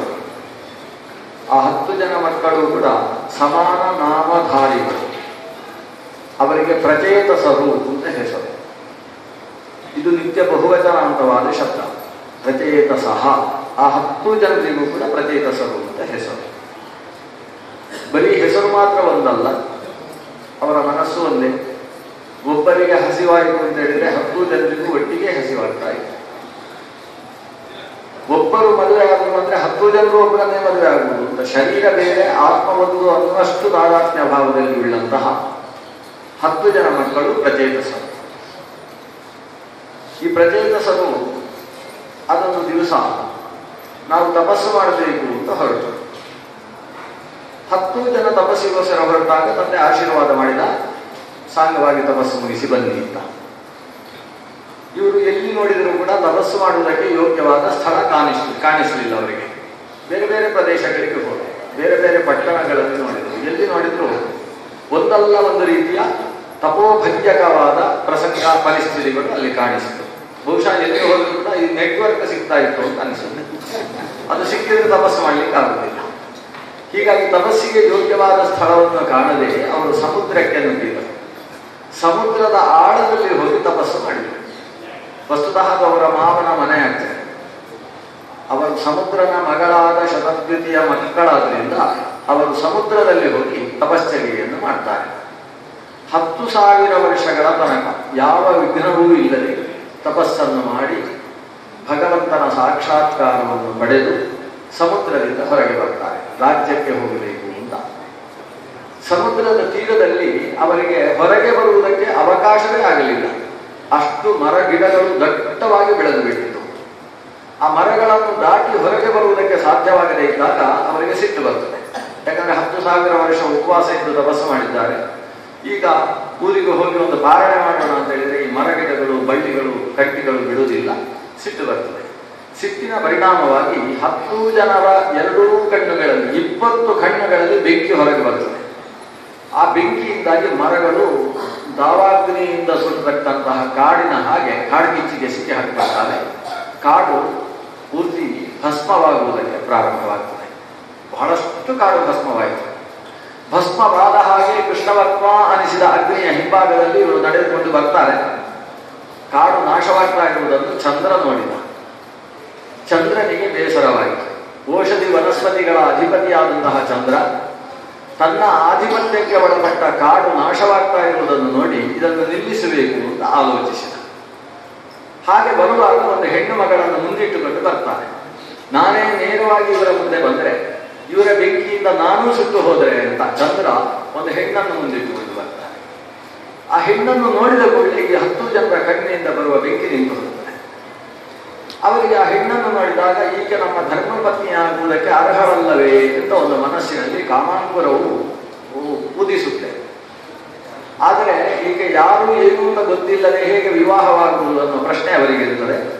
ಚಂದ್ರ ಮಾತಾಡ್ತಾನೆ, ನೋಡಿ ಈಕೆ ಹೆಸರು ಮಾರಿಷೆ ಅಂತ. ಈ ಮಾರಿಷೆಯನ್ನು ನೀವು ವಿವಾಹವಾಗಬೇಕು, ಇವಳಲ್ಲಿ ಸಂತಾನವನ್ನು ತಾವೆಲ್ಲ ಪಡೆಯಬೇಕು. ಆದರೆ ಈ ರೀತಿ ಕಾಡನ್ನು ಸುಟ್ಟು ನಾಶ ಮಾಡುವುದು ಒಳ್ಳೆಯದಲ್ಲ. ಮದುವೆಯಾದ ಮೇಲೆ ಈ ರೀತಿ ಸಿಟ್ಟು ಮಾಡಿಕೊಂಡ್ರೆ ಸಂಸಾರ ನೆಟ್ಟಗಿರುವುದಿಲ್ಲ. ಆದ್ದರಿಂದ ಸಿಟ್ಟನ್ನು ಕಡಿಮೆ ಮಾಡಿಕೊಳ್ಳಿ ಅಂತ ಚಂದ್ರ ಉಪದೇಶ ಮಾಡಿದ. ಚಂದ್ರನ ಉಪದೇಶ ಇವರಿಗೆ ಮುಖ್ಯ ಆಗಿರಲಿಲ್ಲ. ಯಾಕೆಂತ ಹೇಳಿದ್ರೆ ಆ ಕಾಲದಲ್ಲಿ ಈ ಭರತ ಖಂಡದಲ್ಲಿ ನೆಲ ಎಷ್ಟಿರಬೇಕೋ ಅದಕ್ಕಿಂತ ಹೆಚ್ಚು ಕಾಡಿತ್ತು. ಅಂತ ಕಾಡು ಮತ್ತು ನಾಡು ಇವುಗಳಿಗೆ ಒಂದು ಸಮತೋಲನ ಯಾವತ್ತೂ ಅಪೇಕ್ಷಿತ. ಎಷ್ಟು ನಾಡಿದೆಯೋ ಅದರ 12 ಪಟ್ಟು ಕಾಡು ಇರಬೇಕು ಅನ್ನೋದು ವ್ಯವಸ್ಥೆ. ಆದರೆ ಅದನ್ನು ಮೀರಿ 38 ಪಟ್ಟು ಕಾಡು ಇದ್ದಂತಹ ಕಾಲ. ಆ ಕಾರಣದಿಂದ ಆ ಕಾಡನ್ನು ನಾಶ ಮಾಡಬೇಕಾದಂತಹ ಪ್ರಸಂಗ ಇತ್ತು. ಅಷ್ಟು ನಾಶವಾಗುವಾಗ ಚಂದ್ರ ಈ ಮಾರಿಷೆಯನ್ನು ಕರ್ಕೊಂಡು ಬಂದಿದ್ದಾರೆ. ಈ ಹೆಣ್ಣು ಯಾರು ಅಂತ ಅವರು ಪ್ರಶ್ನಿಸ್ತಾರೆ. ಅದು ಇವಳು ಮಾರಿಷೆ, ಕಂಡು ಮಹರ್ಷಿಯ ಮಗಳು, ನಿಮಗೆ ಅನುರೂಪಳಾದಂತಹ ಕನ್ಯೆ. ಕಂಡು ಮಹರ್ಷಿಯ ಮಗಳು ಅಂತ ಗೊತ್ತಾದ ಮೇಲೆ ಆಕೆಯನ್ನು ಇವರು 10 ಜನ ವಿವಾಹವಾಗ್ತಾರೆ. ಆಮೇಲೆ ಆಕೆಯಲ್ಲಿ ಸಂತಾನ ಆಗ್ತದೆ. ಅದು ದೊಡ್ಡ ಕಥೆ. ಅಂತೂ ಈ ಕಂಡುವಿನ ಮಗಳು ಅಂತ ಪ್ರಶ್ನೆ ಆದಾಗ ಪ್ರಚೇತಸರು ಕೇಳ್ತಾರೆ, ಕಂಡು ಮಹರ್ಷಿಯ ಬಗ್ಗೆ ನಾವು ಕೇಳಿದ್ದೇವೆ. ಆ ಕಂಡು ಮಹರ್ಷಿ ಬ್ರಹ್ಮಪಾರ ಸ್ತೋತ್ರವನ್ನು ಶ್ರವಣ ಕಂಡು ಹಿಡಿದವ, ಬ್ರಹ್ಮಪಾರ ಸ್ತೋತ್ರದ ಮೂಲಕ ಭಗವಂತನನ್ನು ಆರಾಧನೆ ಮಾಡಿರತಕ್ಕಂಥವ. ಪ್ರಚೇತಸೌಚುಹು ಬ್ರಹ್ಮಪಾರಂ ಮನೇ ಶ್ರೋತು ಇಚ್ಛಾನ ಪರಮಂಸ್ತವಂ ಜಪತ ಕಂಡುನಾ ದೇವೋ ಏನಾರಾಧ್ಯತೆ ಕೇಶವ. ಈ ಚಂದ್ರ ಹೇಳಿದ, ಸೋಮ ಹೇಳಿದ, ಪ್ರಚೇತಸರಿ ಖಂಡೂತ ಮಹರ್ಷಿ ಇದ್ದ. ಆತ ತಪಶ್ಚರ್ಯೆ ವಾನಪ್ರಸ್ಥಾಶ್ರಮ ಸ್ವೀಕರಿಸಿ ಕಾಡಿಗೆ ಹೋದ. ಕಾಡಿನಲ್ಲಿ ನಿತ್ಯ ಸಂಧ್ಯಾವಂದನೆಯನ್ನು ಮಾಡ್ತಾ ತಪಶ್ಚರ್ಯೆ ಮಾಡ್ತಾ ಭಗವದ್ ಆರಾಧನೆಯನ್ನು ಮಾಡ್ತಾ ಇದ್ದ. ಅಂತಹ ಖಂಡುವಿಗೆ ಅದೊಂದು ದಿವಸ ಒಬ್ಬಳು ಹೆಣ್ಣು ಮಗಳು ಬರ್ತಾಳೆ. ಒಬ್ಬಳು ಅಪ್ಸರ ಸ್ತ್ರೀ, ಪ್ರಭುಲೋಚೆ ಅಂತ ಆಕೆ ಹೆಸರು. ಆಕೆಯನ್ನು ಕಂಡ ಕೂಡಲೇ ಇವರಿಗೆ ಮತ್ತೊಮ್ಮೆ ಸಂಸಾರ ಮಾಡಬೇಕು ಅಂತ ಮನಸ್ಸಾಗ್ತದೆ. ಆಕೆಯ ಜೊತೆಗೆ ಸಂಸಾರ ಪ್ರಾರಂಭಿಸಿದ. ಅದೆಷ್ಟೋ ದಿನಗಳು ಕಳೆದು ಹೋದವು. ಅದೊಂದು ದಿವಸ ಪ್ರಾತಃ ಕಾಲದಲ್ಲಿ ಸೂರ್ಯ ಉದಯಿಸ್ತಾ ಇರುವುದನ್ನು ನೋಡಿ ಅವ ತನ್ನ ಹೆಂಡತಿ ಹತ್ರ ಹೇಳ್ತಾನೆ, ನೋಡು ಸೂರ್ಯೋದಯ ಆಗ್ತಾ ಇದೆ, ನಾನು ಸಂಧ್ಯಾವಂದನೆ ಮಾಡಿ ಬರ್ತೇನೆ ಅಂತ ಹೊರಡ್ತಾನೆ. ಆಗ ಆಕೆ ಕೇಳ್ತಾಳೆ, ಪ್ರಭುಲೋಚೆ, ಅಲ್ಲ ಇಷ್ಟು ದಿವಸ ಸಂಧ್ಯಾವಂದನೆಯ ನೆನಪಾಗದೇ ಇದ್ದವರಿಗೆ ಇವತ್ತು ಯಾಕೆ ಸಂಧ್ಯಾವಂದನೆಯ ನೆನಪಾಗ್ತಾ ಇದೆ ಅಂತ ಅವಳು ಕೇಳ್ತಾಳೆ. ಇವನು ಹೇಳ್ತಾನೆ, ಅಲ್ಲ ನಿನ್ನೆ ನಾನು ಸಂಧ್ಯಾವಂದನೆ ಮಾಡ್ತಾ ಇದ್ದಾಗ ನೀನು ಬಂದಿ, ಮದುವೆ ಆಯಿತು, ನೀನು ಗರ್ಭಿಣಿಯಾದಿ, ಇವತ್ತು ಹೆಣ್ಣು ಮಗುವನ್ನು ಹೆದ್ದೆ, ನಾನು ಇವತ್ತು ಸಂಧ್ಯಾವಂದನೆಗೆ ಹೊರಟಿದ್ದೇನೆ, ಏನು ಮಧ್ಯದಲ್ಲಿ ಏನಾಯಿತು? ಇವಳು ಹೇಳ್ತಾಳೆ, 60,000 ವರ್ಷ ದಾಟಿ ಹೋಯಿತು ಅಂತ ಹೇಳ್ತಾನೆ. ಅವನು ಸಂಧ್ಯಾವಂದನೆ ಬಿಟ್ಟು 60,000 ವರ್ಷ ಆಗಿ ಹೋಗಿದೆ. ಅವನಿಗೆ ಈ ಹೆಣ್ಣು ಹುಡುಗಿಯ ಜೊತೆಗೆ, ಅಪ್ಸರ ಸ್ತ್ರೀಯ ಜೊತೆಗೆ ವಾಸ ಮಾಡಿದವನಿಗೆ ಗೊತ್ತೇ ಇಲ್ಲ. ಅಷ್ಟು ಮೋಹಕವಾದಂತಹ ಒಂದು ಪಾಶವನ್ನು ಆಕೆ ಬೀಸಿಬಿಟ್ಟಿದ್ದಾಳೆ. ಮಗು ಆಗತಾನೇ ಹುಟ್ಟಿದೆ. ಹುಟ್ಟಿದ ಮಗುವನ್ನು ನೋಡಿ ಅವರಿಗೆ ಇಷ್ಟವಾಗಲಿಲ್ಲ. ನಾನು ಸಂಸಾರ ಮಾಡುವುದಕ್ಕೋಸ್ಕರ ವಾನಪ್ರಸ್ಥ ಆದದ್ದಲ್ಲ, ಸಂಸಾರ ಸಾಕು ಅಂತೇಳಿ ವಾನಪ್ರಸ್ಥನಾಗಿ ಬಂದವ. ಆದ್ರಿಂದ ನಿನ್ನಿಂದಾಗಿ ನಂದೇನೋ ಅವ್ಯವಸ್ಥೆವಾಯಿತು, ಅದಕ್ಕೆ ನಿನ್ನನ್ನೇ ದೂಷಿಸಿ ಫಲ ಇಲ್ಲ, ಯಾಕಂದ್ರೆ ನಾನಾಗಿ ನಿನ್ನನ್ನು ಸ್ವೀಕರಿಸಿ, ಹಾಗಾಗಿ ಈ ಮಗುವನ್ನು ನೀನೇ ತೆಗೋ ಅಂತ ಹೇಳಿದ. ಆತ ಸಂಧ್ಯಾವಂದನೆಗೆ ಹೋದ. ಬ್ರಹ್ಮಪಾದ ಸ್ತೋತ್ರದ ಮೂಲಕ ಅಷ್ಟೂ ಕಾಲ ಬಿಟ್ಟಂತಹ ಸಂಧ್ಯಾವಂದನೆಯ ದೋಷವನ್ನು ಪರಿಹಾರ ಮಾಡಿಕೊಂಡ. ಆಕೆ ಪ್ರಭುಲೋಚೆ, ಈ ಮಗು ನನಗೂ ಬೇಡ ಅಂತೇಳಿ ಮರದ ಅಡಿಯಲ್ಲಿಟ್ಟು ಹೊರಟೋದು. ಅವಳ ಲೋಕಕ್ಕೆ ಹೋದ. ಮರದ ಅಡಿಯಲ್ಲಿದ್ದಂತಹ ಮಗುವನ್ನು ಮರದ ಅಧಿಪತಿಯಾದ ವನಸ್ಪತಿಪತಿಯಾದ ಚಂದ್ರ ಸಾಕಿದ. ಸಾಕಿ ಆ ಮಗುವನ್ನು ಈಗ ತಂದು ಈ ಪ್ರಚೇತಸರಿಗೆ ಕೊಟ್ಟ. ಆಗ ಇವರು ಕೇಳಿದ್ರು, ಪ್ರಚೇತಸ ಉಚುಹು ಬ್ರಹ್ಮಪಾರಂ ಮುನೇ ಶ್ರೋತು ನಿಚ್ಛಾಮಃ ಪರಮಸ್ತವಂ. ಆ ಪರಮಸ್ತವ ಬ್ರಹ್ಮಪಾರ ಯಾವುದರ ಬಲದಿಂದ ಅವರು ದೋಷವನ್ನು ಪರಿಹರಿಸಿಕೊಂಡ್ರು ಅಂತಹ ಕಂಡಂತಹ ಆ ಮಂತ್ರವನ್ನು ನಮಗೆ ಹೇಳು ಅಂತ. ಆಗ ಸೋಮವು ವಾಚ, ಪಾರಂ ಪರಂ ವಿಷ್ಣುರಪಾರ ಪಾರಃ ಪರಪರೇಭ್ಯ ಪರಮಾರ್ಥರೂಪಿ ಸಬ್ರಹ್ಮ ಪಾರ ಪರಪಾರ ಭೂತ ಪರಪರಾಣಾಂ ಅಪಿ ಪಾರಪಾರಃ. ಬರೀ ಪರಪರ ಅಂತ ಮಾತ್ರ ಕೇಳಿಸುತ್ತೆ. ಅದಕ್ಕೆ ಬ್ರಹ್ಮಪಾರ ಸ್ತೋತ್ರ ಅಂತ ಹೆಸರು. ಭಗವಂತ ಸರ್ವೋತ್ತಮ ಅಂತ ಹೇಳ್ತಕ್ಕಂತಹ ಅತ್ಯಂತ ಸುಂದರವಾದ ಸ್ತೋತ್ರ. ಈ ಸ್ತೋತ್ರವನ್ನು ಹೇಳದೆ ದೇವರ ಪೂಜೆಯನ್ನು ಮಾಡಿದರೆ ಅದು 40 ಅಪರಾಧಗಳಲ್ಲಿ ಒಂದು ಅಪರಾಧ ಅಂತ ಹೇಳುವಷ್ಟು ಪ್ರಾಮುಖ್ಯವನ್ನು ಪಡೆದಿರತಕ್ಕಂತಹ ಬ್ರಹ್ಮಪಾದ ಸ್ತೋತ್ರ. ಅದನ್ನು ವಸ್ತುತಃ ಶ್ರೀಮದ್ ಭಾಗವತ ಉಲ್ಲೇಖ ಮಾಡುವುದಿಲ್ಲ, ಆದರೆ ಅದು ಈ ಪ್ರಸಂಗದಲ್ಲೇ ನಡೆದದ್ದು ಅನ್ನುವುದನ್ನು ಇತರ ಪುರಾಣಗಳು ಉಲ್ಲೇಖ ಮಾಡ್ತಾರೆ. ಚಂದ್ರ ತಂದಂತಹ ಆ ಮಾರಿಷೆ, ಪ್ರಮ್ಲೋಚೆಯ ಮಗಳಾದಂತಹ ಮಾರಿಷೆಯನ್ನು ಈ ಪ್ರಚೇತಸರು ವಿವಾಹವಾಗ್ತಾರೆ. ಈ ಸಂದರ್ಭದಲ್ಲಿ ಒಂದು ಭಾಗವತದಲ್ಲಿ ರುದ್ರಗೀತೆ ಅಂತ ಬರ್ತದೆ. ಅಂದ್ರೆ ತಪಸ್ಸಿಗೋಸ್ಕರ ಹೊರಟ ಪ್ರಚೇತಸರಿಗೆ ತಪಸ್ಸಿನಲ್ಲಿ ಯಾರನ್ನು ಧ್ಯಾನ ಮಾಡಬೇಕು ಅಂತ ರುದ್ರ ಹೇಳುವುದು. ಭಗವಂತನ ಬಗ್ಗೆ ರುದ್ರ ಮನಬಿಚ್ಚಿ ಪ್ರಶಂಸೆ ಮಾಡಿದಂತಹ ಒಂದು ಗೀತೆ, ಅದು ರುದ್ರಗೀತೆ ಅಂತ ಈ ಚತುರ್ಥ ಸ್ಕಂದದಲ್ಲಿ ಬರುವ ಒಂದು ಸುಂದರವಾದ ಭಗವತ್ ಪಾರಮ್ಯ ಬೋಧಕವಾದಂತಹ ಮಾತುಗಳಿದ್ದಾರೆ. ಈ ಪ್ರಚೇತಸರ ತಂದೆ ಪ್ರಾಚೀನ ಬರ್ಹಿ. ಆ ಪ್ರಾಚೀನ ಬರ್ಹಿ ಅವನನ್ನು ಬರ್ಹಿಷ್ಮಂತ ಅಂತ ಕರೀತಾ ಇದ್ದಾರೆ. ಅವನು ಪ್ರಾಚೀನ ಬರ್ಹಿ ಅಂತ ಯಾಕೆ ಹೆಸರಾಯಿತು ಅಂದ್ರೆ ಅವನಿಗೆ ಯಜ್ಞ ಮಾಡುವುದು ಅನ್ನೋದೊಂದು ಚಟ ಆಗಿಬಿಟ್ಟು, ಎಲ್ಲಿಗೆ ಹೋದ್ರು ಒಂದು ಪ್ರಶಾಂತ ಪರಿಸರ ಕಂಡ್ರೆ ಸಾಕು, ಒಂದು ಯಜ್ಞ ನಾಳೆ ಒಂದು ಹೊಗೆ ಎಬ್ಬಿಸುವ ಅಂತ ಶುರು ಮಾಡ್ತಾನೆ.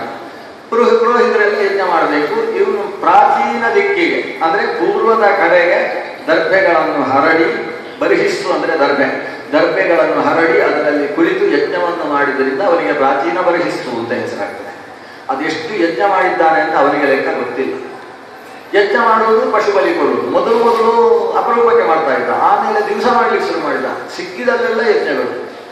ಯಜ್ಞ ಮಾಡುವುದು, ಪಶು ಬಲಿ ಕೊಡುವುದು, ಕೊನೆಗೆ ಪಶು ಬಲಿ ಕೊಟ್ಟದ್ದಕ್ಕೋಸ್ಕರ ಪಶುವಿನ ಪ್ರಸಾದ ಅಂತ ಒಂದು ಸ್ವಲ್ಪ ತೆಗೊಳ್ಳುವುದು, ಅದರದ್ದು ಅಂಶಗಳನ್ನು ಸ್ವೀಕಾರ ಮಾಡುವುದು, ಹೀಗೆ ಮಾಡ್ತಾ ಇದ್ದ.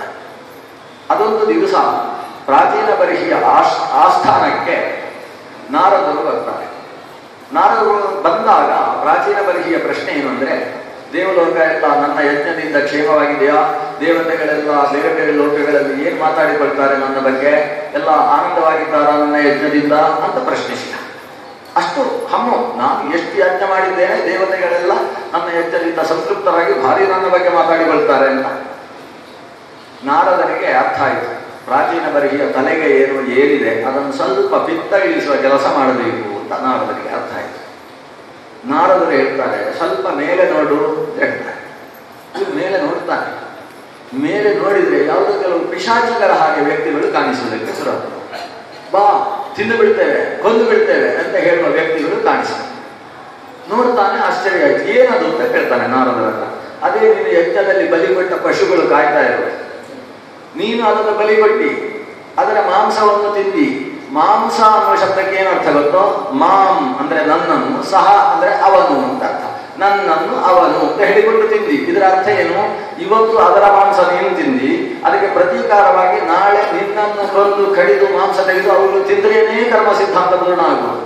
ಹಾಗಾಗಿ ಅವಳು ಕಾಯ್ತಾ ಇದ್ದಾಳೆ, ನೀನು ಯಾವಾಗ ಪಶುವಾಗಿ ಹುಟ್ಟಿ ನಿನ್ನನ್ನು ಬಲಿಗೊಟ್ಟು ಯಾಗ ಮಾಡಿ ನಿನ್ನ ಮಾಂಸವನ್ನು ಯಾವಾಗ ತಿಂತೇವೆ ಅಂತ ಕಾಯ್ತಾ ಇದ್ದಾಳೆ, ನೋಡಲ್ಲಿ ಅಂತ ತೋರಿಸಿದ್ರು. ನಾವು ಅದನ್ನು ನೋಡಿ ಇವ ಬೆವತು ಹೋದ. ಯಜ್ಞದಲ್ಲಿ ಪಶುವನ್ನು ಬಲಿಗೊಟ್ಟಿತು ಅಂತಾದ್ರೆ ಆ ಪಶು ಎಂಬ ಚೇತನವೂ ಕೂಡ ಸ್ವರ್ಗಕ್ಕೆ ಹೋಗ್ತದೆ ಅಂತ ವೇದ ಹೇಳ್ತದೆ. ವೇದ ಸುಳ್ಳಾಗಿ ಹೋಯ್ತಲ್ಲ. ಯಾವ ಯಜ್ಞವನ್ನು ಮಾಡಿತು ಅಂತಾದ್ರೆ ಸ್ವರ್ಗಕಾಮೋ ಜ್ಯೋತಿಷ್ಠಮೇನೆ ಯಜೇತ, ಸ್ವರ್ಗಕಾಮೋ ಯಜೇತ ಅಂತ ಶಾಸ್ತ್ರ ಹೇಳುತ್ತೋ ಅಂತಹ ಯಜ್ಞವೇ ನರಕವನ್ನು ಕೊಡ್ತದೆ ಅಂತಾದ್ರೆ ಈ ವೇದಕ್ಕೆ ಎಲ್ಲಿ ಪ್ರಾಮಾಣ್ಯ ಇದೆ? ನನಗೆ ಅರ್ಥ ಆಗ್ತಾ ಇಲ್ಲ ನಾರದರೆ. ಇದರ ಆಂತರ್ಯ ಏನು ಅಂತ ತಾವು ಬಿಡಿಸಿ ಹೇಳಿ ಅಂತ ನಾರದರಿಗೆ ಕೇಳಿದ. ಆವಾಗ ನಾರದರು ಒಂದು ಒಗಟಿನ ಕಥೆಯನ್ನು ಹೇಳ್ತಾರೆ. ಅರ್ಥ ಮಾಡಿದ್ರು, ಯಜ್ಞ ಅಂದರೆ ಸುಮ್ಮನೆ ಅಗ್ನಿಯಲ್ಲಿ ಆಹುತಿ ಹಾಕುವುದಲ್ಲ, ಅಥವಾ ನಾವು ಹಾಕಿದ ಆಹುತಿಯಿಂದ ದೇವತೆಗಳು ಬದುಕಿದ್ದಾರೆ ಅಂತ ಹಮ್ಮು ಪಡುವುದಲ್ಲ. ಯಜ್ಞಕ್ಕೆ ಒಳಗೆ ನಿಯಾಮಕವಾದ ಭಗವಂತನನ್ನು ಅರ್ಥ ಮಾಡಿಕೊಳ್ಳದೆ ಯಜ್ಞ ಮಾಡಿದರೆ ಅದು ದೇವತೆಗಳಿಗೆ ಸೇರುವುದಿಲ್ಲ. ತತ್ಕರ್ಮ ಹರಿದೋಷಂ ಯತ್ ಸಾ ವಿದ್ಯಾ ಯಾ ವಿಮುಕ್ತಯೇ. ಯಾವುದಕ್ಕೆ ಕರ್ಮ ಅಂತ ಹೆಸರು, ಯಾವುದರಿಂದ ಹರಿಯ ತುಷ್ಟಿ ಉಂಟಾಗ್ತದೋ ಅದು ಕರ್ಮ ಹಬ್ಬ. ಯಾವುದು ಮೋಕ್ಷಕ್ಕೆ ಕಾರಣವಾಗುತ್ತೋ ಅದು ವಿದ್ಯೆ. ಅಂತಹ ವಿದ್ಯೆ, ಅಂತಹ ಕರ್ಮ ವಾಸ್ತವಿಕವಾಗಿ ಉದ್ಧಾರಕವಾದದ್ದು. ನೀನು ತಪ್ಪು ಮಾಡ್ತಾ ಇದ್ದೆ. ಮಾಂಸಕ್ಕೋಸ್ಕರ ಮಾಂಸದಲ್ಲಿ ಅಡಿಕ್ಟ್ ಆಗಿ ಯಜ್ಞ ಮಾಡುವುದಕ್ಕೆ ಶುರು ಮಾಡಿದ್ದೆ. ಇದಲ್ಲ. ಯಜ್ಞದಲ್ಲಿ ದೇವರಿಗೆ ಕೊಟ್ಟ ಮೇಲೆ ಪ್ರಸಾದ ಅಂತ ಬೇಕಾದ್ರೆ ಸ್ವೀಕರಿಸಬೇಕು, ಇಲ್ಲದೆ ಹೋದರೆ ಘಾಣ ಭಕ್ಷಣ ಮಾಡಬೇಕು ಅಷ್ಟೇ. ಅದನ್ನು ತಿನ್ನಲೇಬೇಕು ಅಂತ ವಿಧಿ ಇಲ್ಲ. ತಿನ್ನುವುದಕ್ಕೋಸ್ಕರ ಯಾಗ ಮಾಡುವುದು ಅನ್ನುವ ಕ್ರಮದಲ್ಲಿ ನೀನು ತಪ್ಪು ಮಾಡಿದ್ದಿ. ಯಾಗದಿಂದ ದೇವತೆಗಳು ಪುಷ್ಟರಾಗ್ತಾರೆ ಅಂತ ಭಾವಿಸಿಕೊಂಡು ತಪ್ಪು ಮಾಡಿದ್ದಿ. ಕೇಳು ಒಂದು ಕಥೆ, ಒಂದು ಇತಿಹಾಸವನ್ನು ಹೇಳ್ತೇನೆ ಕೇಳು. ಅತ್ರಾಪ್ಯುದಾಹರಂತೀಮಂ ಇತಿಹಾಸ ಪುರಾತನಂ. ಇದರ ಬಗ್ಗೆ ಪುರಂಜನ ಆಸೀತ್ ಪುರಂಜನೋ ರಾಜ. ರಾಜನ್ ಬೃಹತ್ಶ್ರವಾಹ, ಮಹಾಶ್ರವ, ದೊಡ್ಡ ಕೀರ್ತಿಶಾಲಿಯಾದ ಪುರಂಜನೆಂಬ ರಾಜ ಇದ್ದ. ಸುಮಾರು 3 ಗಂಟೆ ಹೇಳಬೇಕಾದ ಕಥೆ, ನಾನು 10 ನಿಮಿಷದಲ್ಲಿ ಮುಗಿಸ್ತೇನೆ. ಪುರಂಜನೋಪಾಖ್ಯಾನ ಅಂತ ಇದಕ್ಕೆ ಹೆಸರು. ದೊಡ್ಡ ಕಥೆ, ಒಂದು ಒಗಟು. ಪುರಂಜನನೆಂಬ ರಾಜನಿದ್ದ. ಆ ರಾಜನಿಗೆ ಪುರ ಇರಲಿಲ್ಲ, ಇದು ವಿಶೇಷ.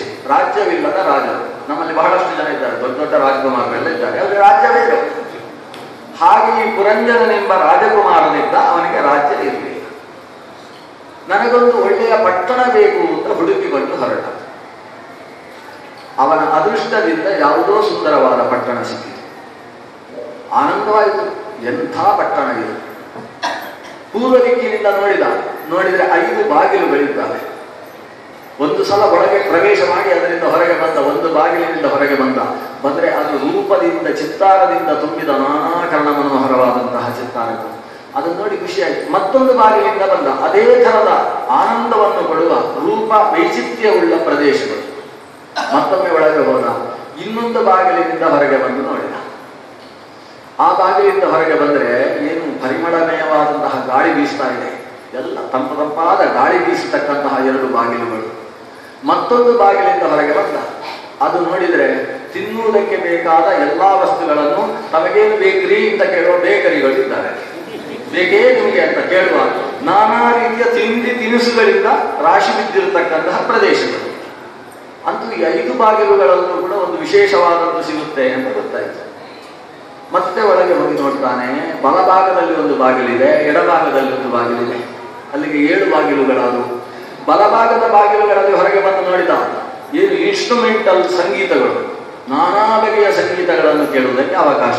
ಇದು ಚೆನ್ನಾಗಿದೆ ಅನ್ಕೊಂಡು ಎಡಭಾಗದ ಬಾಗಿಲಲ್ಲಿ ಹೊರಗೆ ಹೋದ, ಅಲ್ಲಿ ಓಕಲ ಸಂಗೀತಗಳು, ಏನು ಕೇಳುವುದಕ್ಕೆ ನಾನಾ ಪಂಚ ಧ್ವನಿಗಳಿಂದ, ಪಂಚ ಪ್ರಸ್ತಾರಗಳಿಂದ, ಸಪ್ತ ಸ್ವರಗಳಿಂದ ನಾನಾ ಪದ್ಯಗಳನ್ನು, ತಾನ ವಿಧಾನಗಳಿಂದ ಶೋಭಾಯಮಾನವಾದ ಪದ್ಯಗಳನ್ನು ಕೇಳುವುದಕ್ಕೆ ಅವಕಾಶ ಇರತಕ್ಕಂಥ.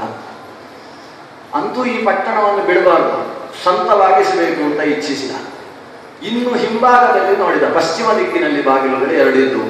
ಅಲ್ಲಿ ಹೋದವ ಮೂಗು ಮುಚ್ಚಿಕೊಂಡು ಹೊರಗೆ ಬರ್ತಾಳೆ. ಅದು ಕಾರ್ಪೊರೇಷನ್ ತೊಟ್ಟಿ ಹಾಕಿದ್ದಂತಹ ಪ್ರದೇಶ, ಚೆನ್ನಾಗಿಲ್ಲ ಅಂತ ಹೇಳಿ.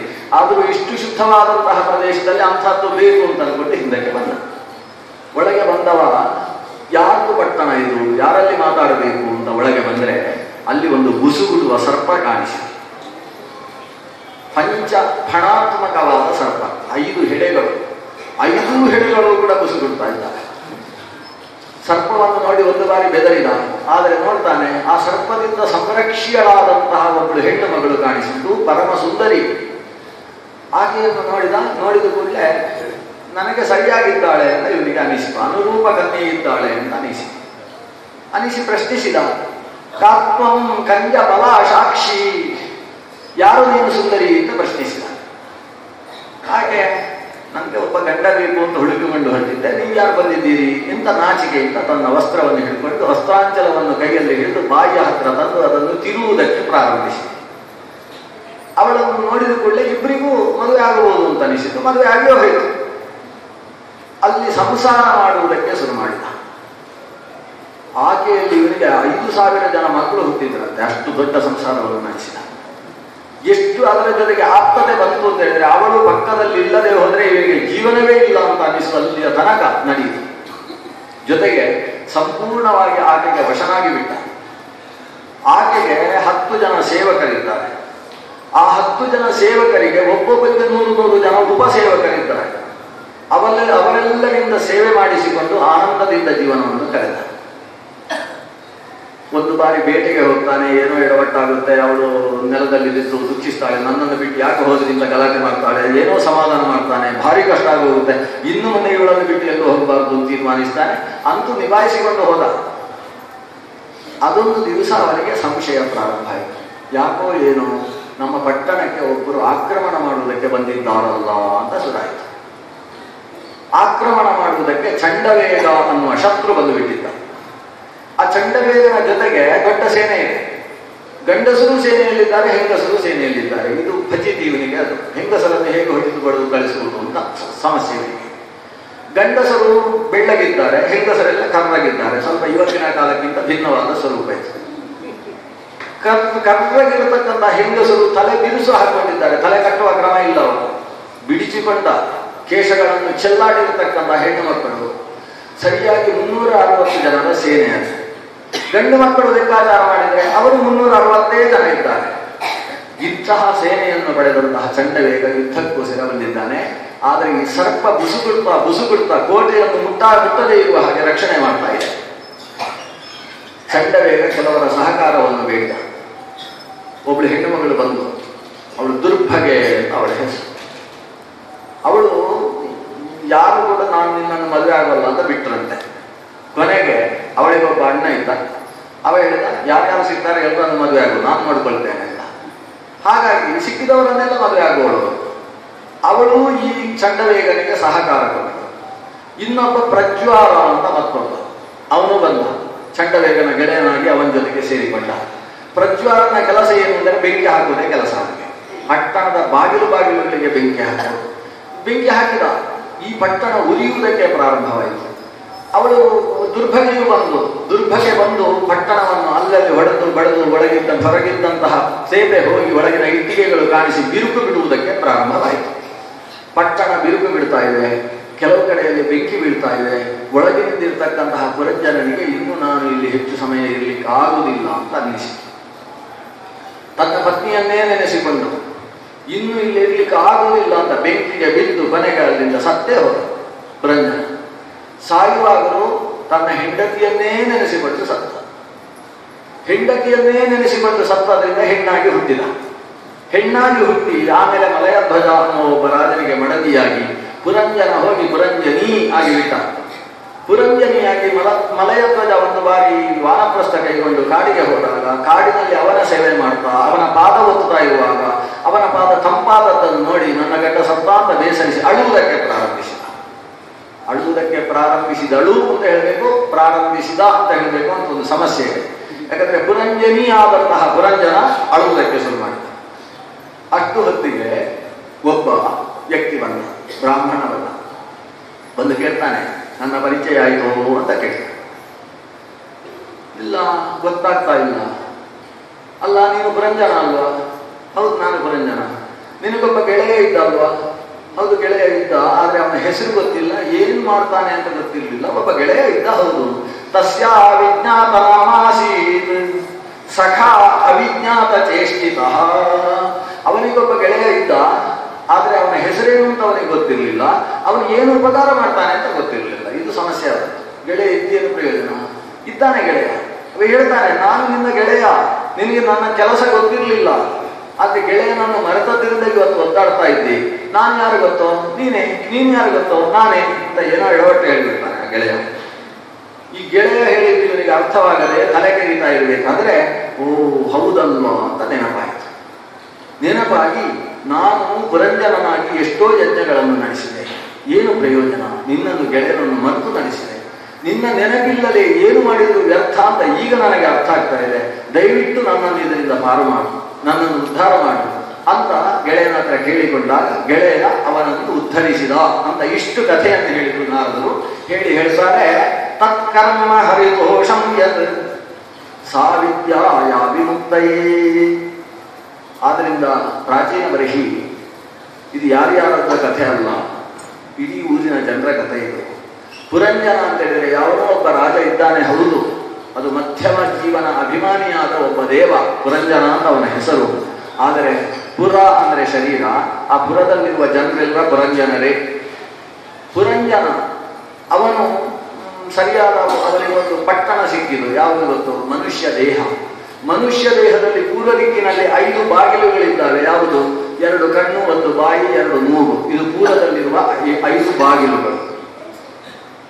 ಆ 2 ಮೂಗು ಅನ್ನುವ ಬಾಗಿಲಲ್ಲಿ ಬಂದರೆ ಸುಂದರವಾದ ಗಾಳಿ ಬೀಸುತ್ತೆ. 2 ಕಣ್ಣು ಅನ್ನುವ ಬಾಗಿಲಲ್ಲಿ ಬಂದರೆ ಕಣ್ಣಿಗೆ ಕಾಣುವ ಚಿತ್ತಾರದ ಸೌಂದರ್ಯ ಕಾಣಿಸುತ್ತೆ. ಆ ಬಾಯಿಯಲ್ಲಿ ಬಂದರೆ ಬೇಕಾದ ತಿಂಡಿ ತಿನಿಸುಗಳು ಲಭ್ಯವಾಗ್ತವೆ.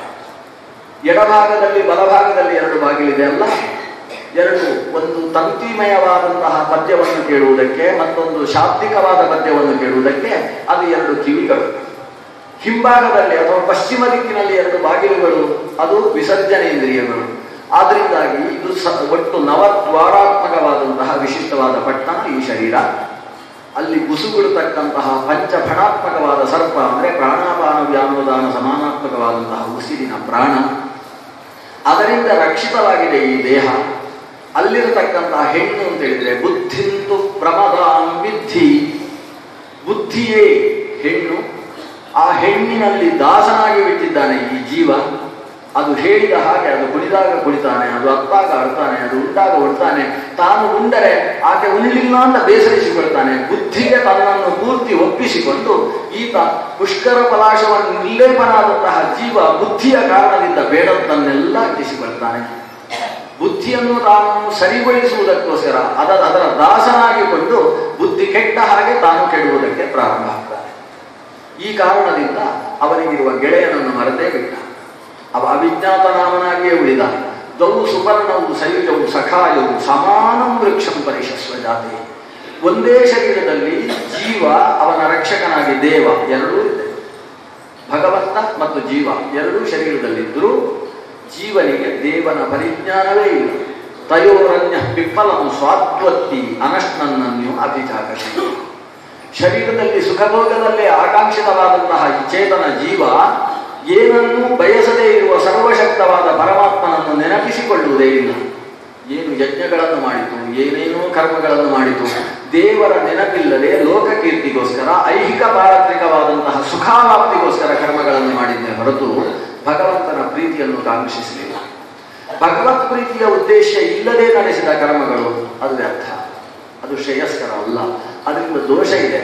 ಆದ್ರಿಂದ ನೀನು ಈ ಶರೀರದಲ್ಲಿ ಏನೇನು ಕರ್ಮ ಮಾಡಿದ್ದಿ ಪ್ರಾಚೀನ ಬರಹಿ ಅದೆಲ್ಲ ಈ ಪುರಂಜನ ಮಾಡಿದ ಕರ್ಮಗಳು, ದೇವರನ್ನು ಮರೆತು ನಡೆಸಿದಂತಹ ಕರ್ಮಗಳು.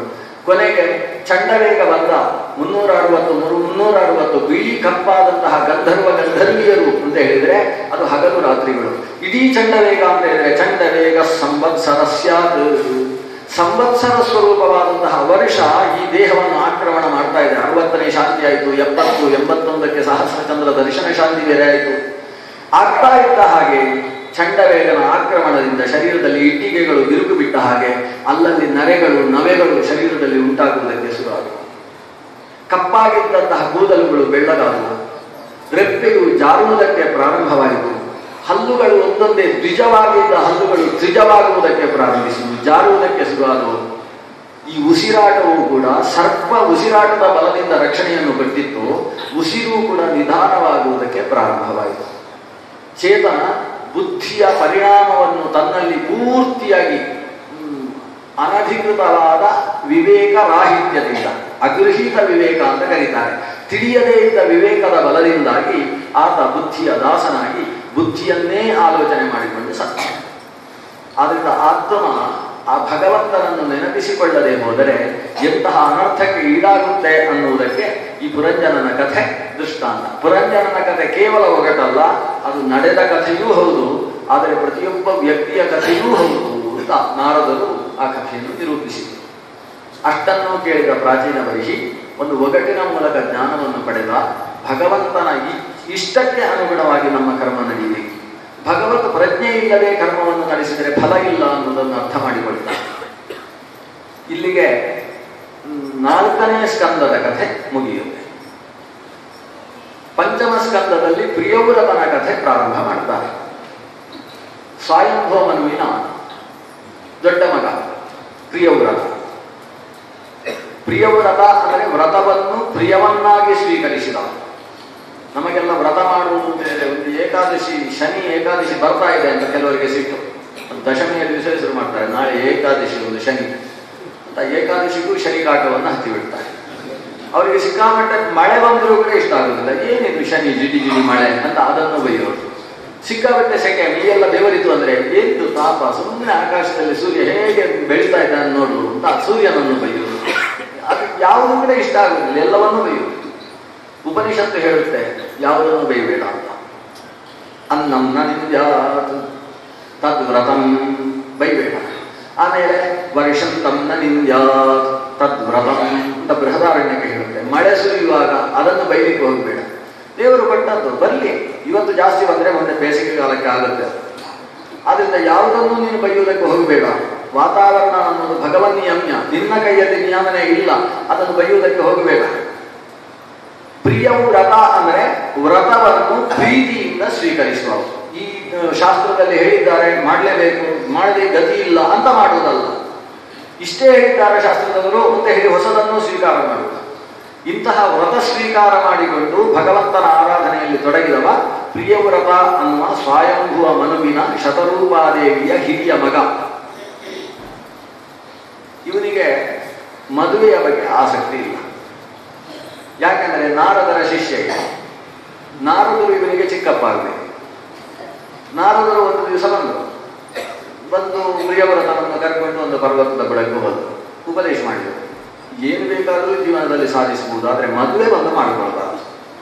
ಮದುವೆ ಆಯಿತು ಅಂದರೆ ಅದು ದೊಡ್ಡ ಪ್ರಪಾತಕ್ಕೆ ಬಿದ್ದ ಹಾಗೆ. ಆಮೇಲೆ ಯಾವ ಏಣಿಯನ್ನು ಇಟ್ಟುಕೊಂಡ್ರೆ ಏರ್ಲಿಕ್ಕೆ ಆಗುವುದಿಲ್ಲ. ಯಾಕಂದ್ರೆ ಏಣಿಯನ್ನು ಇಟ್ಟ ಹಾಗೆ ಅದರ ಪಾದವನ್ನು ಕತ್ತರಿಸುವ ಅವಳಿಗೆ ಹೆಂಡತಿ ಅಂತ ಹೆಸರು ಅಂತ ಇವನು ವ್ಯಾಖ್ಯಾನ ಮಾಡಿ ನಾರದ.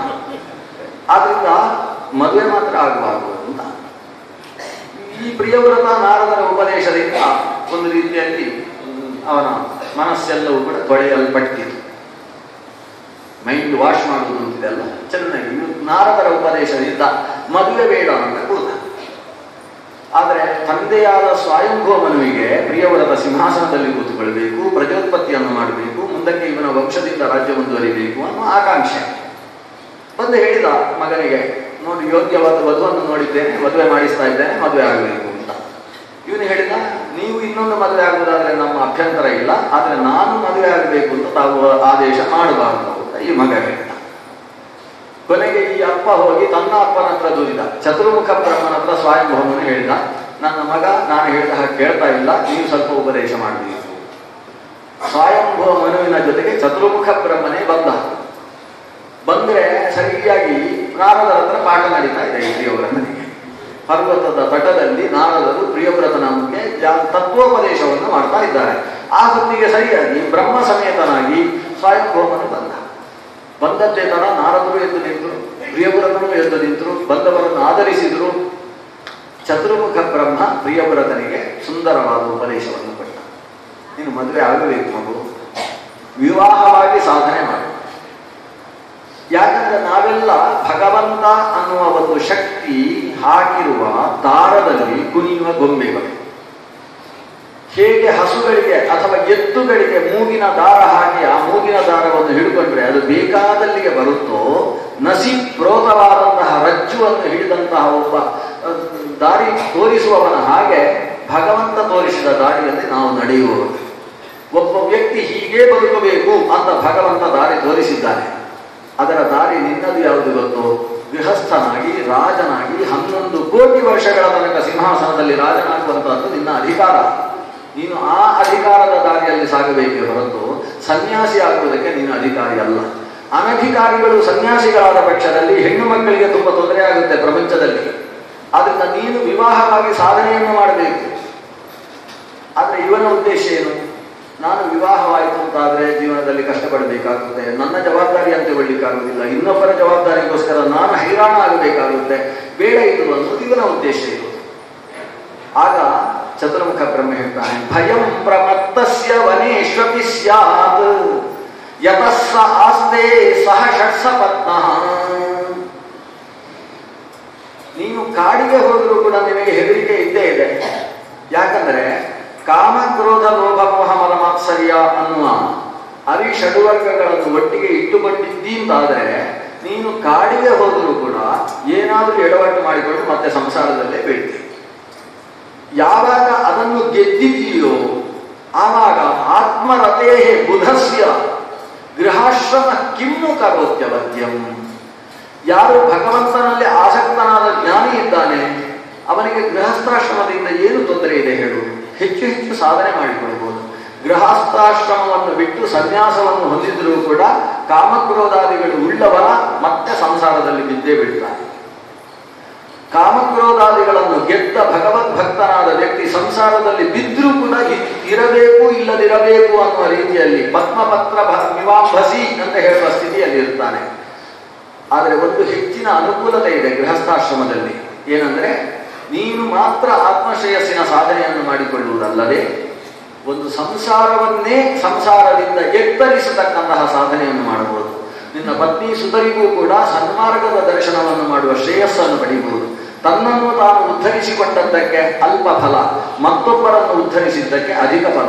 ಮೋಕ್ಷದಲ್ಲಿ ಆನಂದಾಧಿಕ್ಯಕ್ಕೆ ಕಾರಣವಾಗತಕ್ಕಂಥದ್ದು ಗಾರ್ಹಸ್ಥ್ಯ. ಅದನ್ನು ಯಾಕೆ ಬಿಡ್ತೀನಿ ನೀನು ಅಂತ ಆದೇಶ ಮಾಡಿದ. ಚತುರ್ಮುಖ ಇಷ್ಟೆಲ್ಲ ಹೇಳಿದ ಮೇಲೆ ಪ್ರಿಯವ್ರತನಿಗೆ ಮದುವೆ ಆಗಬೇಕು ಅಂತ ಅನಿಸಿತು. ಆಮೇಲೆ ಒಂದು ಮದುವೆ ಅಲ್ಲ, 2 ಮದುವೆ ಮಾಡಿಕೊಂಡು 13 ಜನ ಮಕ್ಕಳ ಅಪ್ಪನಾಗ್ತಾರೆ. ಮೊದಲನೇ ಹೆಂಡತಿಯಲ್ಲಿ 10 ಜನ ಮಕ್ಕಳು, ಎರಡನೇ ಹೆಂಡತಿಯಲ್ಲಿ 3 ಜನ ಮಕ್ಕಳು, ಉತ್ತಮ, ರೈವತ, ತಾಪಸ. 3 ಜನರು ಮನ್ವಂತರಾಧಿಪತಿಗಳಾದಂತಹ ಮಕ್ಕಳು. ಮೊದಲನೇ ಹೆಂಡತಿಯಲ್ಲಿ ಆವಿರ್ಭಾವಗೊಂಡಂತಹ 10 ಜನ ಮಕ್ಕಳಲ್ಲಿ 3 ಜನ ಎಲ್ಲಿ ಹೋಗಿದ್ದಾರೆ ಅನ್ನೋದು ನಮಗೆ ಸುದ್ದಿ ಇಲ್ಲ, ಅವರು ಸನ್ಯಾಸಿಗಳಾಗಿ ಸಾಗಿದ್ದಾರೆ. ಮತ್ತೆ 7 ಜನ ಅವರು ಮುಂದಕ್ಕೆ ದ್ವೀಪಾಧಿಪತಿಗಳಾಗ್ತಾರೆ. ಪ್ರಿಯವ್ರತ ಸಪ್ತದ್ವೀಪಗಳನ್ನು ವಿಸ್ತಾರಗೊಳಿಸಿದಂತಹ ಮಹಾರಾಜ, ಸೂರ್ಯನಿಗೆ ಪ್ರತಿಯಾಗಿ ರಥವನ್ನು ಓಡಿಸಿರ್ತಕ್ಕಂತಹ ಮಹಾರಾಜ. ಸಪ್ತದ್ವೀಪಗಳು ಈ ಭೂಮಿಯಲ್ಲಿದ್ದಾರೆ. ಈ ಭೂಮಿಯನ್ನು ಸಪ್ತದ್ವೀಪ ವಸುಂಧರ ಅಂತ ನಾವು ಉಲ್ಲೇಖ ಮಾಡ್ತೇವೆ. ವಸುಂಧರೆಯು ಸಪ್ತದ್ವೀಪ ಅಂತ ಕರೆಸಿಕೊಂಡವರು. 7 ದ್ವೀಪಗಳು ಅಂದ್ರೆ ಇಡೀ ಭೂಮಿಯನ್ನು ಒಂದು ವೃತ್ತಾಕಾರವಾಗಿ ನಾವು ಪರಿಕಲ್ಪಿಸಿಕೊಂಡ್ರೆ ಆ ಭೂಮಿಯಲ್ಲಿ ಮಧ್ಯದಲ್ಲಿ ಒಂದು ಪರ್ವತ ಇದೆ. ಆ ಮಧ್ಯದ ಪರ್ವತವನ್ನು ಮೇರು ಅಂತ ಕರೀತಾರೆ. ಮೇರು ಪರ್ವತ ಅಂದ್ರೆ ಅದು ಉಳಿದೆಲ್ಲ ಪರ್ವತಕ್ಕಿಂತ ವಿಲಕ್ಷಣವಾದ ಪರ್ವತ. ಸ್ವಲ್ಪ ನಿದ್ದೆಯೆಲ್ಲ ಬಿಟ್ಟು ಕೇಳಿದ್ರೆ ಮಾತ್ರ ಅರ್ಥ ಆಗುತ್ತೆ ಭೂಮಿ ಹೇಗಿದೆ ಅಂತ. ಭೂಮಿಯ ಒಂದು ಸ್ವರೂಪವನ್ನು ಹೇಳುತ್ತೆ. ಭೂಮಿ ಹೇಗಿದೆ ಅಂದ್ರೆ ಮಧ್ಯದಲ್ಲಿ ಒಂದು ಪರ್ವತ. ಆ ಪರ್ವತ ಉಳಿದ ಪರ್ವತ ಕೆಳಗೆ ದಪ್ಪಗಿದ್ದು ಮೇಲೆ ಹೋದ ಹಾಗೆ ತೆಳ್ಳಗೆ ಆದರೆ ಈ ಪರ್ವತ ಕೆಳಗೆ ತೆಳ್ಳಗಿದ್ದು ಮೇಲಕ್ಕೆ ಹೋದ ಹಾಗೆ ದಪ್ಪವಾಗ್ತಾ ಹೋಗುತ್ತೆ. ಅದು ಎಷ್ಟು ಎತ್ತರದ ಪರ್ವತ ಅಂದರೆ ಒಟ್ಟು 1,00,000 ಯೋಜನದಷ್ಟು ಎತ್ತರದ ಪರ್ವತ. ಆದರೆ ನೀವು ಭೂಮಿಯಿಂದ ಮೇಲಕ್ಕೆ ಲೆಕ್ಕ ಹಾಕಿದ್ರೆ ಅದು 76,000 ಯೋಜನದಷ್ಟು ಎತ್ತರ ಇದೆ. ಇನ್ನು 14,000 ಯೋಜನ ಭೂಮಿಯ ಒಳಗೆ ಕೀಲಿಸಿಕೊಂಡಿದೆ. ಹೀಗೆ ಭೂಮಿಯಲ್ಲಿ ಕೀಲಿತವಾದಂತಹ ಮೇರು ಅನ್ನುವ ಪರ್ವತ, ಬಂಗಾರದ ಪರ್ವತ. ಸೂರ್ಯನ ಬಿಸಿಲು ಅದಕ್ಕೆ ಹೊಳೆಯಿತು ಅಂತಾದರೆ ಅದು ಬಂಗಾರದ ಬಣ್ಣದಿಂದ ಫಳಫಳಾಯಮಾನವಾಗಿ ಶೋಭಾಯಮಾನವಾದಂತಹ ಪರ್ವತ ಮೇರು. ಇದು ಭೂಮಿಯ ಮಧ್ಯದಲ್ಲಿರತಕ್ಕಂತಹ ಪರ್ವತ. ಈ ಭೂಮಿಯಿಂದ ಅಂದರೆ ಮೇರುವಿನಿಂದ ಕೆಳಕ್ಕೆ ಇಳಿದು ಸಮುದ್ರ ನಿಮಗೆ ಸಿಗಬೇಕು ಅಂತಾದರೆ 50,000 ಯೋಜನದಷ್ಟು ಕೆಳಗೆ ಬರಬೇಕು. ಆ ಕಡೆ ಮೇಲಕ್ಕೆ ಹೋಗಿ ಸಮುದ್ರ ಸಿಗಬೇಕಾದ್ರೆ 50,000 ಯೋಜನ ಹೋಗಬೇಕು. ಹೀಗಾಗಿ ಭೂಮಿಯ ವ್ಯಾಸ ಎಷ್ಟು ಅಂದರೆ ಒಟ್ಟು 1,00,000 ಯೋಜನದಷ್ಟು ಭೂಮಿಯ ವ್ಯಾಸ ಇದೆ. ಬಲಭಾಗದಿಂದ ಸಮುದ್ರ ಸಿಗಬೇಕಾದ್ರೂ ಅಷ್ಟೇ, ಎಡಭಾಗದಿಂದ ಸಮುದ್ರ ಸಿಗಬೇಕಾದ್ರೂ ಅಷ್ಟೇ. ಆದ್ರಿಂದ ಚತುಸ್ಸಾಗರ ಪರ್ಯಂತ ಅಂತ ನಾವು ಏನು ಹೇಳ್ತೇವೆ, ಅದು ಪೂರ್ವ ಸಮುದ್ರ, ದಕ್ಷಿಣ ಸಮುದ್ರ, ಪಶ್ಚಿಮ ಸಮುದ್ರ, ಉತ್ತರ ಸಮುದ್ರ ಅಂತ.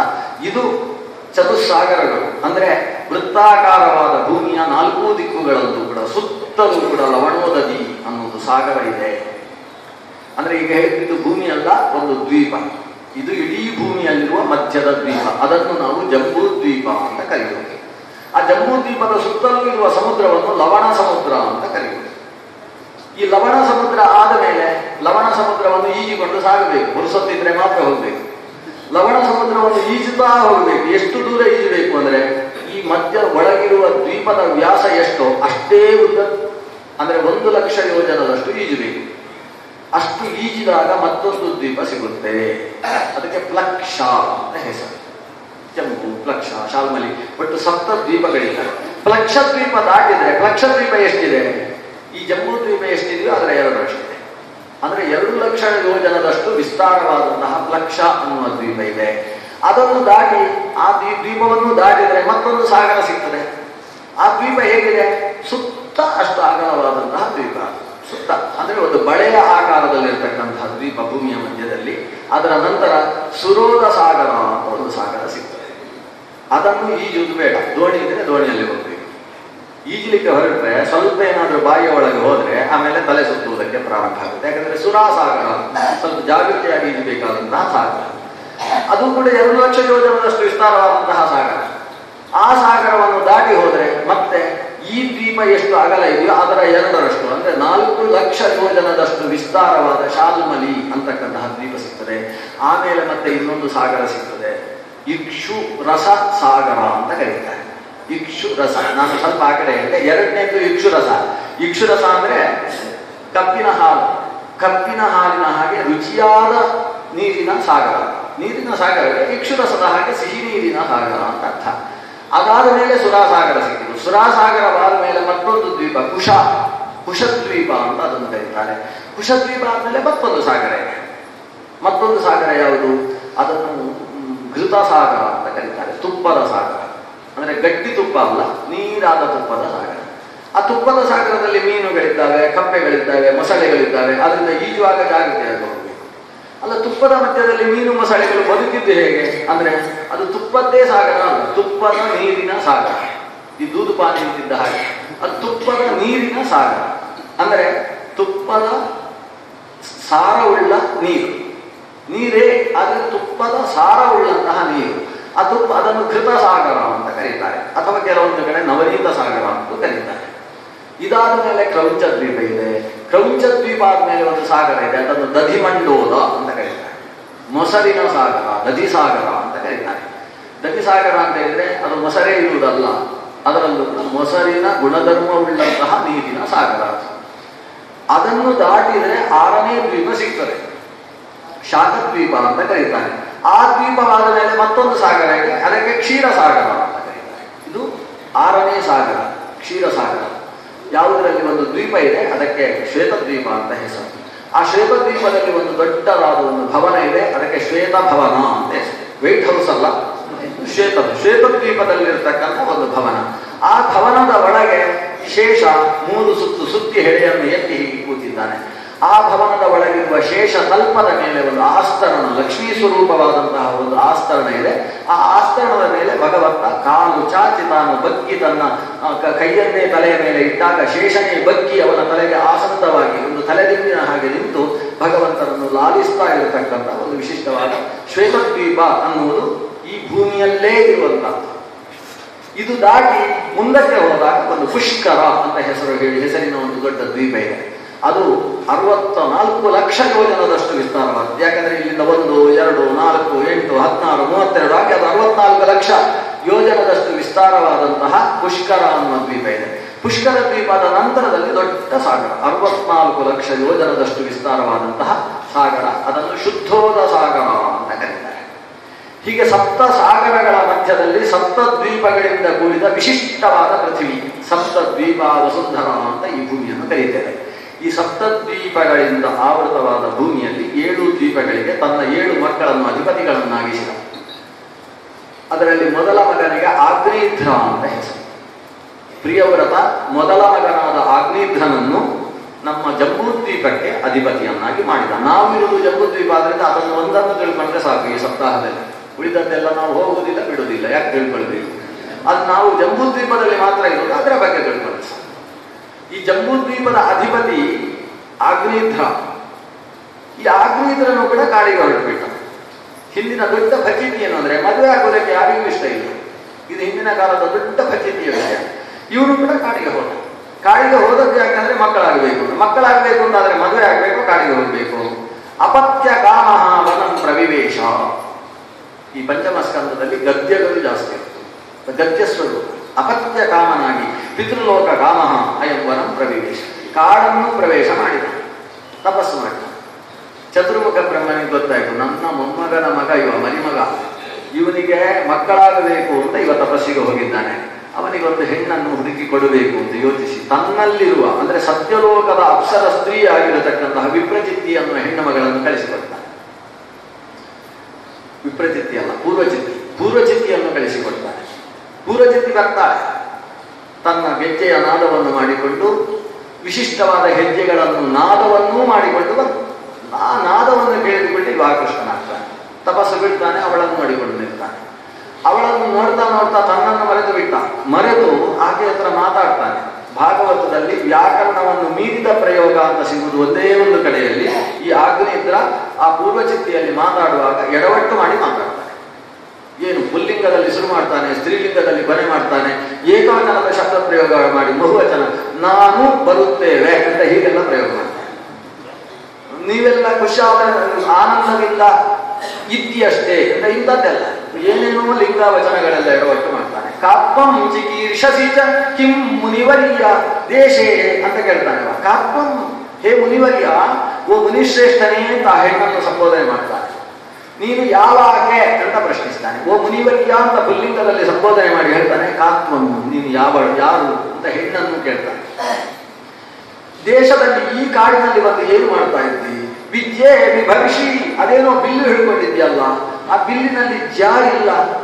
ಬಿಲ್ಲು ಅಂತಾದ ಮೇಲೆ ಅದಕ್ಕೊಂದು ಹಗ್ಗ ಇರಬೇಕು. ಹಗ್ಗ ಇಲ್ಲ, ಬರೀ ಬಿಲ್ಲು ಮಾತ್ರ ಇದೆ. ಒಂದು ಬಿಲ್ಲು ಹಿಡ್ಕೊಳ್ಳಿಲ್ಲ, 2 ಬಿಲ್ಲು ಹಿಡ್ಕೊಂಡಿದ್ದಿ. ಏನು ಬೇಟೆ ಆಡೋದಕ್ಕೆ ಬಂದಿದ್ಯಾ? ನಮ್ಮಂತ ಪ್ರಾಣಿಗಳನ್ನು ಹಿಡಿದು ಕೊಂದು ಹಾಕಬೇಕು ಅಂತ ಬಂದಿದ್ಯಾ? ಅದ್ಯಾಕೆ ಬಿಲ್ಲು ಹಿಡ್ಕೊಂಡಿದ್ದಿ ಅಂತ ಆ ಹೆಣ್ಣಿನಲ್ಲಿ ಇವ ಮಾತಾಡ್ತಾರೆ. ಆ ಹೆಣ್ಣಿಗೆ ಮಾತ್ರ ಅರ್ಥ ಆಗುತ್ತೆ, ಉಳಿದವರಿಗೆ ಅರ್ಥ ಆಗುತ್ತೆ. ಅವಳಿಗೆ ಅರ್ಥ ಆಯ್ತು, 2 ಬಿಲ್ಲು ಅಂತ ಹೇಳಿದ್ರೆ 2 ಹುಬ್ಬು, ಅದಕ್ಕೆ ಇಲ್ಲ ಅಂತ ಹೇಳಿದ್ರೆ ಅದಕ್ಕೆ ಒಂದು ಹಗ್ಗ ಇಲ್ಲ.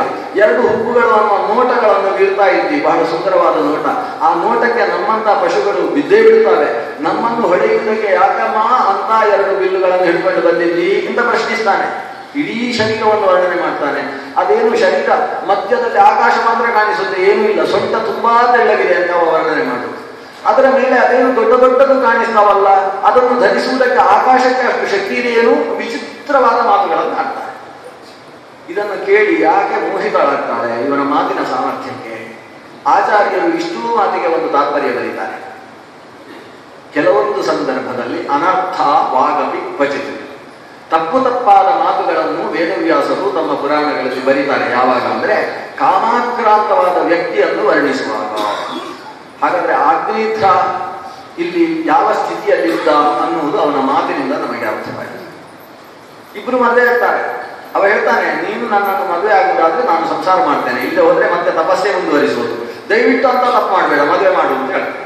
ಮದುವೆ ಆಗ್ತಾಳೆ. ಪೂರ್ವಚಿತ್ತಿಯ ಜೊತೆಗೆ ಆಗ್ನೇಧ್ರ ಸಂಸಾರವನ್ನು ಮಾಡಿ ನಾಭಿಯೇ ಮೊದಲಾದಂತಹ 9 ಜನ ಮಕ್ಕಳನ್ನು ಪಡಿತಾನೆ. ಆ 9 ಜನ ಈ ಜಂಬೂದ್ವೀಪದಲ್ಲಿರುವ 9 ವರ್ಷಗಳ ಅಧಿಪತಿಗಳು. ಹಾಗೆ ಜಂಬೂದ್ವೀಪದಲ್ಲಿ 9 ವರ್ಷಗಳು. ಈಗ ಜಂಬೂದ್ವೀಪ ಅಂದರೆ ಒಂದು ವೃತ್ತಾಕಾರವಾದ ಲವಣೋದಧಿಯಿಂದ ಆವೃತವಾದ ಪ್ರದೇಶ. ಈ ಜಂಬೂದ್ವೀಪದಲ್ಲಿ 9 ಪ್ರದೇಶ. ಹೇಗೆ? ಮಧ್ಯದಲ್ಲಿ 2 ಗೀಟ ಹಾಕಬೇಕು, ಮಧ್ಯದಲ್ಲಿ 2 ಗೀಟ ಹಾಕಬೇಕು. ಆಮೇಲೆ ಈ ಕೆಳಗಿನ ಗೀಟಿನ ಕೆಳಗೆ 2 ಗೀಟ ಹಾಕಬೇಕು, ಮೇಲೆ 2 ಗೀಟ ಹಾಕಬೇಕು. ಹೀಗೆ ಹಾಕಿದ್ರೆ ಏನಾಯಿತು? ಮೇಲೆ 3 ಆಯಿತು, ಕೆಳಗೆ 3 ಆಯಿತು, ಮಧ್ಯದಲ್ಲಿ 1 ಆಯಿತು. ಮಧ್ಯದಲ್ಲಿ ಏನು 1 ಇದೆ, ಅದರ ಮಧ್ಯದಲ್ಲಿ ಮೇರು ಪರ್ವತ ಇದೆ ಅಂತ ನಮ್ಗೆ ಗೊತ್ತಿದೆ. ಆ ಮೇರು ಪರ್ವತದ ಎಡಭಾಗದಲ್ಲಿ ಒಂದು ಅಡ್ಡಗೀಟೆ ಹಾಕಿ, ಬಲಭಾಗದಲ್ಲಿ ಒಂದು ಗೀಟೆ ಹಾಕಿ, ಆಗ ಅಲ್ಲೇ 3 ಆಯಿತು. ಹೀಗೆ ಮಧ್ಯದಲ್ಲಿ 3, ಮೇಲೆ 3, ಕೆಳಗೆ 3 ಅಂತ ಒಟ್ಟಿನಲ್ಲಿ 9 ವರ್ಷಗಳಿಂದ ಕೂಡಿದಂತಹ 9 ವರ್ಷಾತ್ಮಕವಾದ ಜಂಬೂದ್ವೀಪ. ಜಂಬೂದ್ವೀಪದ ಮಧ್ಯದಲ್ಲಿ